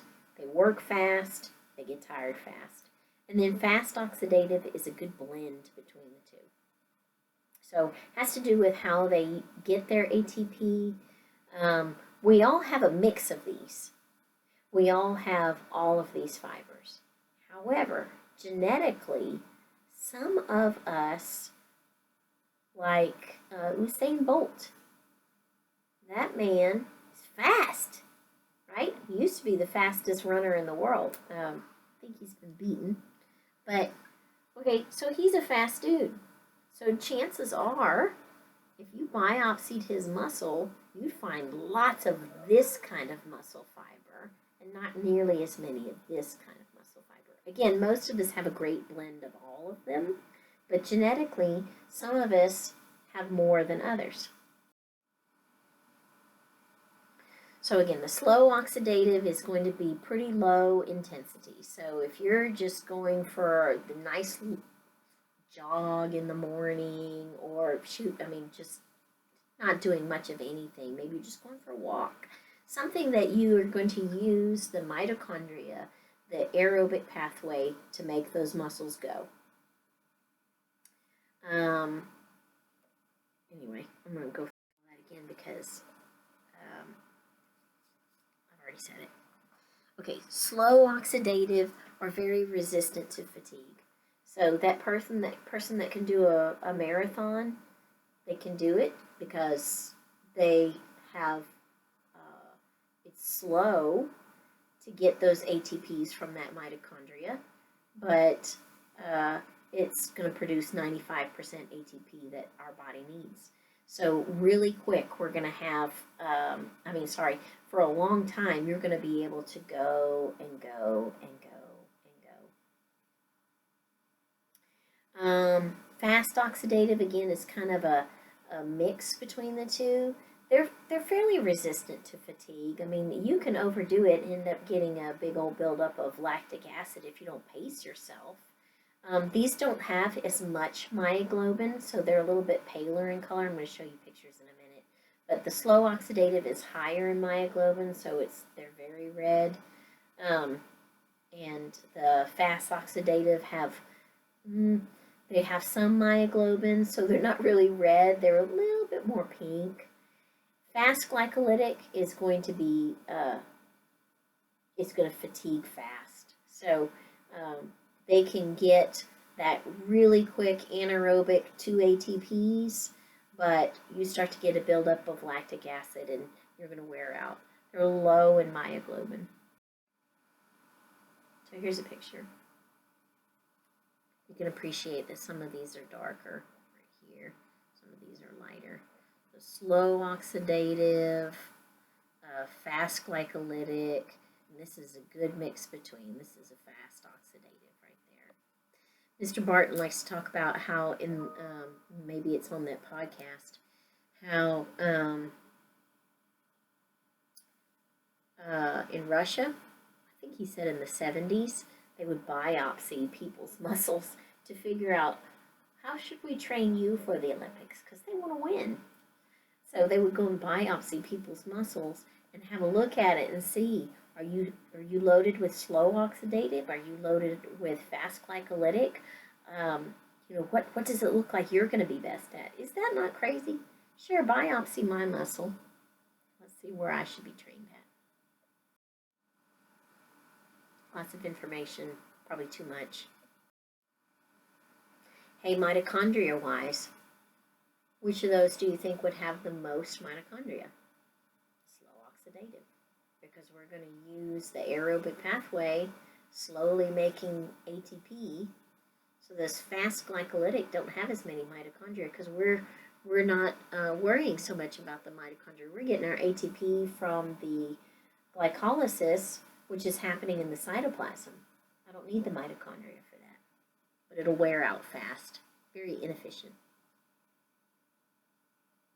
I've already done these actually. Hypertrophy, atrophy. Hypertrophy is plumping up that muscle with actin and myosin, and atrophy is when you start to lose actin and myosin. Proteins start to go away. Now you can make more if you exercise, but you know, like if you've had your arm in a cast, the actin and myosin are going to start to go away. They have a life, but you can build them back up if you exercise. More protein synthesis, actin and myosin are proteins. So is troponin, so is tropomyosin. All right, so endurance exercise.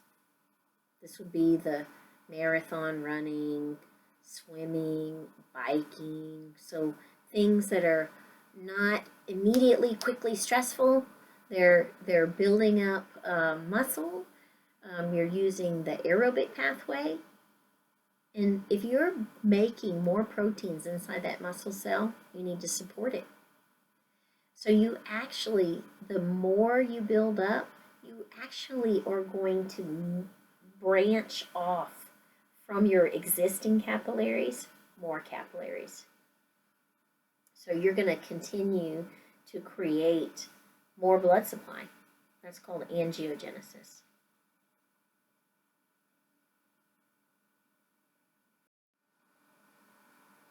Resistance exercises would be like the resistance bands or weightlifting, things like that. This is usually going to be an anaerobic pathway, so glycolytic pathway. That's why you get the burn in your muscle. It's not that you don't get a burn in your muscle if you do aerobic, right?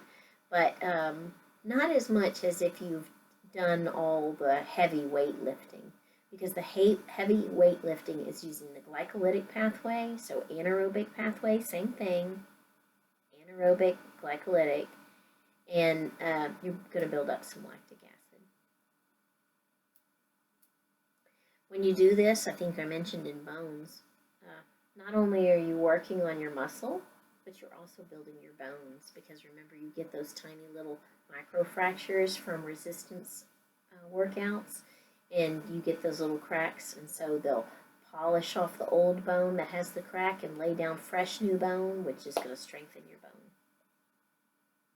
We should do resistance exercises starting at a young age so that when we're old, we're healthier.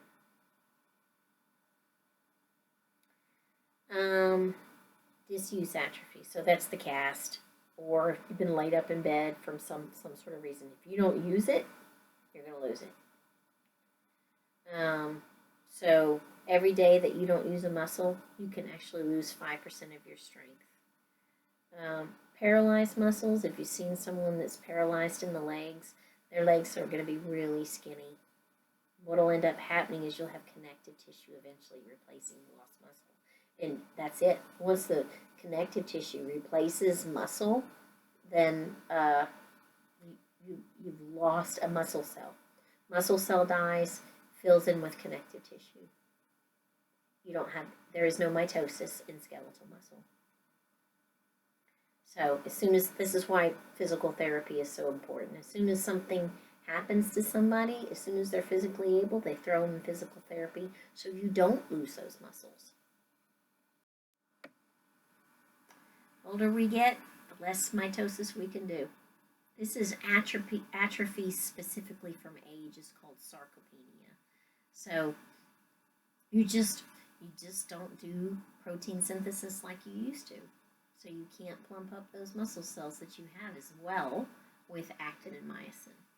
Now, if you have been exercising all your life and you've done a good job of maintaining that healthy program, then you're definitely going to be, like my uncle, a much better looking man at 85 than any of his peers. Woohoo! Moving on to cardiac muscle. Because I've already mentioned a lot of this stuff, so we're almost done, y'all. Okay, these guys are not the super long muscle. cell, like the skeletal muscle with all the nuclei. These are shorter. They usually have a branch. Well, they do have branches. There's going to be 1 to 2 nuclei. They do still have stripes because they still have actin and myosin laid down parallel. So still have those sarcomeres like that. Of course, you need lots of oxygen to make your heart go. So cardiac muscle cells are loaded with mitochondria. And they still have myoglobin too, just in case we need that emergency oxygen. Only uses the aerobic pathway. Does not use the anaerobic pathway. And they're branched with intercalated discs. And I've mentioned already, the intercalated discs have the desmosomes that are like the zippers to make sure that those cells don't come apart. That would be bad if our heart muscle cells disconnected from each other. Also inside those intercalated discs, besides the desmosomes, are gap junctions to make sure that that electricity can pass through each and every cell as a wave so that your heart can go lub-dub, lub-dub, lub-dub. We need that zap to get through every muscle cell as quick as possible so that that heart squeezes and relaxes as one. That's called in sync or in succession. We need that entire tissue to go lub-dub. Contract, relax. Contract, relax. The electricity that makes the zap is actually special cells inside the heart. That's called autorhythmicity, which means that that heart is in charge of its own electricity. I should unhighlight that. I'm not going to make y'all spell that out. Anyway, you have these little pacemaker cells. They're in an area called the SA node, also the AV node. They create electricity and they make the heart beat. You can change the rate of the heart beat by your autonomic nervous system, so you can make it faster, you can make it slower, but what's actually creating the zap, what's actually creating the action potential are these special little pacemaker cells. A heart cannot go into tetany. I probably should just go ahead and take this slide out because this is a little bit more A&P2. But we cannot, because of the way the action potential is for the heart, you can't get into that frozen state where your heart freezes up and then relaxes, just completely goes into fatigue. It's a different pattern. So here is a heart muscle cell. Here's a cell, here's a branching, here's a nucleus. And then we have those little pink lines that was on the microscopic slide. That's the intercalated discs. And inside that intercalated discs, there's going to be some desmosomes and there's going to be some gap junctions. Smooth muscle. See, wasn't that easy? Okay, smooth muscle is going to be in places that there's a hollow center. So something that has a lumen. The intestines, there's a center that your food passes through. Your bronchi, there's a center that your air passes through. Your blood vessels, there's a center that your blood passes through. You get the idea. There's a couple of other areas too, like inside your eye. Your iris is smooth muscle, so you can change the shape of your pupil. You actually have a ciliary muscle that's changing the shape of your lens. But it's everywhere. If you have asthma, then you have had bronchoconstriction. The smooth muscle inside your bronchi have constricted, which has closed the airway to a much smaller airway, and it makes it harder to get oxygen down to the little air sacs called alveoli, where that simple squamous is. The urinary system. We have ureters that are bringing the urine from the kidney down to the bladder. It's not by gravity that the urine that was made by the kidney goes to the bladder, because sometimes you lay down, so that would be bad if you pooled inside your ureter. You have smooth muscle inside your ureter that's propelling, it's like pulsing like an inchworm to get that urine down into the bladder. Of course, the uterus, that smooth muscle, you're not in charge of that, getting that baby out. Well, you are, but you don't get to decide when you go into labor. Your uterus decides that. That's all smooth muscle. Oh, and your skin. Your skin, you have the erector pili muscle that makes you have goosebumps. So there's that smooth muscle that's attached to the hair follicle. When it contracts, it makes the hair stand up. He's spindle shaped and he has one nucleus. And then again, his little actin and myosins are set up more like a chain link fence. He's a lot smaller than the skeletal muscle. He still has endomysium around the cell. That's it. No transverse tubules. Probably a little bit too much information on this slide. He's the weirdo that can go through mitosis. So skeletal muscle, cardiac muscle doesn't go through mitosis. I mentioned at the beginning they get their source of calcium sometimes differently. Instead of having Z discs, those actin and myosins link to something called a dense body. So I'm going to skip almost all of this. I'm going to go to the picture. Okay. So, I mentioned that they're lined up like as a chain link fence. Instead of having a Z disc anchoring the actin, it's something called a dense body. So whenever this cell contracts, it's more of a corkscrew type contraction. Instead of going from long to short, it's squeezing itself in almost like a ring type pattern. So this still will bring the actin towards the middle, but since it's going in all sorts of little directions, it's almost squeezing a sponge. Okay, so sometimes the calcium isn't coming directly from the endoplasmic reticulum. Sometimes it comes from the outside. The reason that smooth muscle doesn't get tired as much, or at least you hope it doesn't, your intestines are continuously moving like an inchworm. Instead of that myosin having to grab a hold of that actin every time and then pulling it and then letting go, he actually has a little latch, just like your screen door. You can latch your screen door. The myosin has a little latch that can grab a hold of the actin, and now he doesn't need to use any more ATP.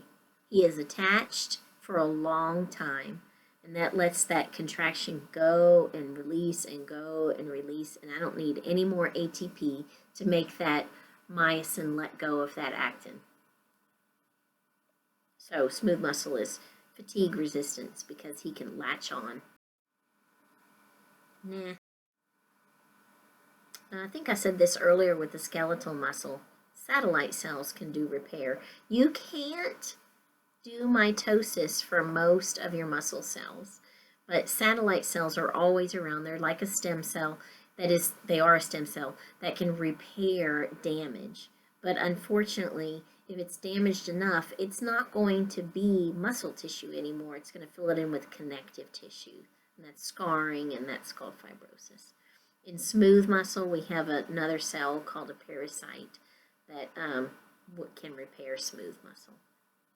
So we can do repair, but with most of the time, muscle, just once that cell is damaged, he's done. And then when you're in lab, you're going to learn about muscles that produce a movement. There's going to be a main guy that produces movement, and then there's going to be somebody that opposes, that does the opposite. So your biceps and your triceps are antagonists. Your biceps are going to flex your elbow, and your triceps extend your elbow. So they're antagonistic to each other. A synergist is somebody that kind of helps. So on the back of your calf, you have a gastrocnemius, and underneath it, you have a soleus. So those muscles actually work together. They're going to contract and help bring your heel up. So they help each other. They're synergists to each other.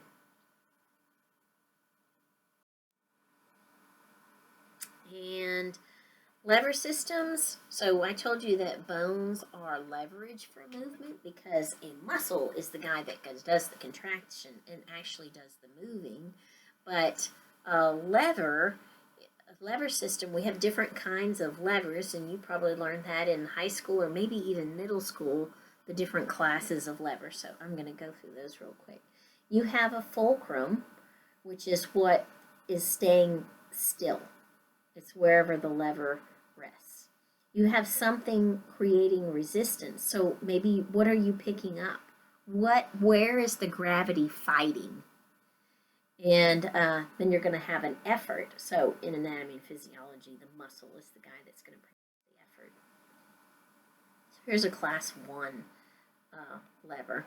So in the real world, just maybe in middle school or whatever, you've met the scissors. So the effort would be your muscles is closing up this part right here of the scissors. Resistance. What are you cutting? Are you cutting a piece of paper, or are you trying to cut a 1-inch twig? And then this part is the part that's staying still. So this is the constant right here. In the body right here, maybe you have this splenius muscle right here that's contracting. You're fighting gravity. You're bringing your chin up. This muscle is contracting. Your fulcrum is going to be where your spinal cord meets the skull. You're resisting gravity. This contracts, and so there's the effort right there, and so your head tilts up. Second class lever. The fulcrum, the steady point, is going to be right on the edge. So a wheelbarrow is a good example where the wheel is the fulcrum. That's the part that's not moving. That's the steady part. Resistance, what are you moving? What's your load? Right here. And then the effort would be where you pick up the wheelbarrow right here. So this part is going up, resistance is what are you lifting. In the body, here's an example of a second class lever. So your toes planted firmly on the ground, what are you resisting? You're resisting gravity as you go up for a walk.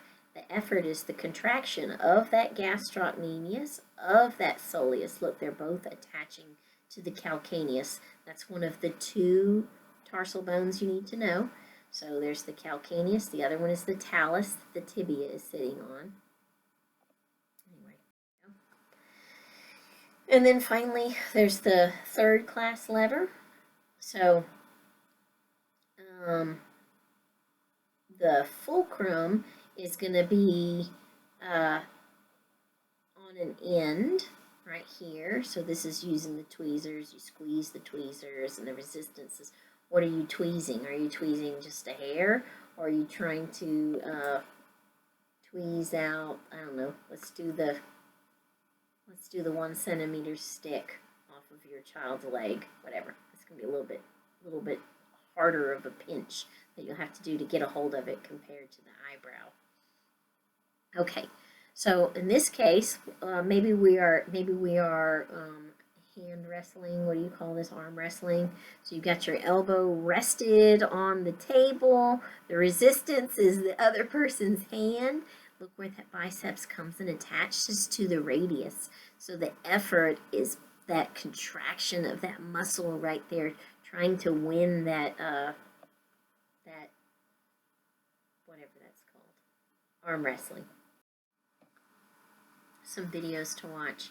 And remember, please, also on Lanyap, I have each and every one of those step-by-step videos for the physiology, the molecular level of contraction, where you're looking at the calcium coming into the end of the neuron. When calcium comes into the end of the neuron, the acetylcholine exocytoses out of the neuron. The acetylcholine goes through the synaptic cleft. It goes and finds the ligand-gated receptor. When the acetylcholine binds to that receptor, the gates open. Acetylcholine doesn't go in. That's not his job. Acetylcholine's job was just to open up the gate. Sodium rushes in from an area of high concentration to low concentration. Sodium rushes into that cell, and now that negative 70 is being bombarded by all those sodiums. If you zap it hard enough, then you're creating an action potential to propagate down that sarcolemma, down the T-tubule, where it's going to meet the terminal cisternae of the sarcoplasmic reticulum. He gets the message. I am being zapped. I am getting a message. I received the action potential that tells me to release my calcium. The sarcoplasmic reticulum releases the calcium. Now it's floating around free in the cell. He finds a troponin molecule. The calcium binds to the troponin molecule. When stuff binds to stuff, it changes shape. The shape change makes the tropomyosin, the thread part, move off of the binding sites of actin, the little beads.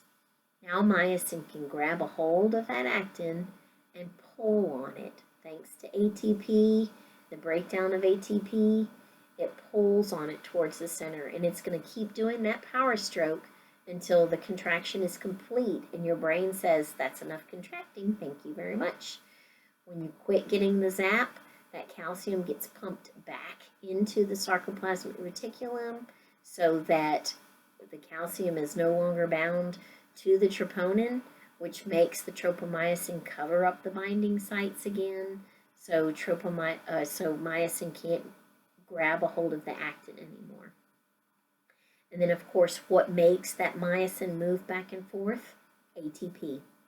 When ATP binds to myosin, it makes that myosin go down back into the cocked position, breaks apart the ATP into ADP and phosphorus, storing the energy into that myosin head until another action potential or another or the continuation of actin being available where he can grab it again. If you're dead, you don't have any ATP.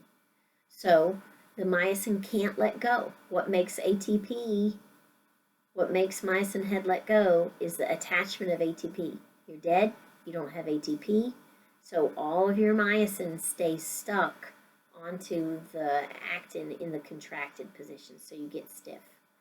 Why do you loosen up over several hours, 36 hours or so? Is because your body starts to decay. And that's that. You let go of the myosin and actin, let go because they're dissolving into smaller molecules. All right. I hope that's helpful. I wish we didn't have to do that, but you know what? It's going to be a great resource. All right. Y'all have a good day.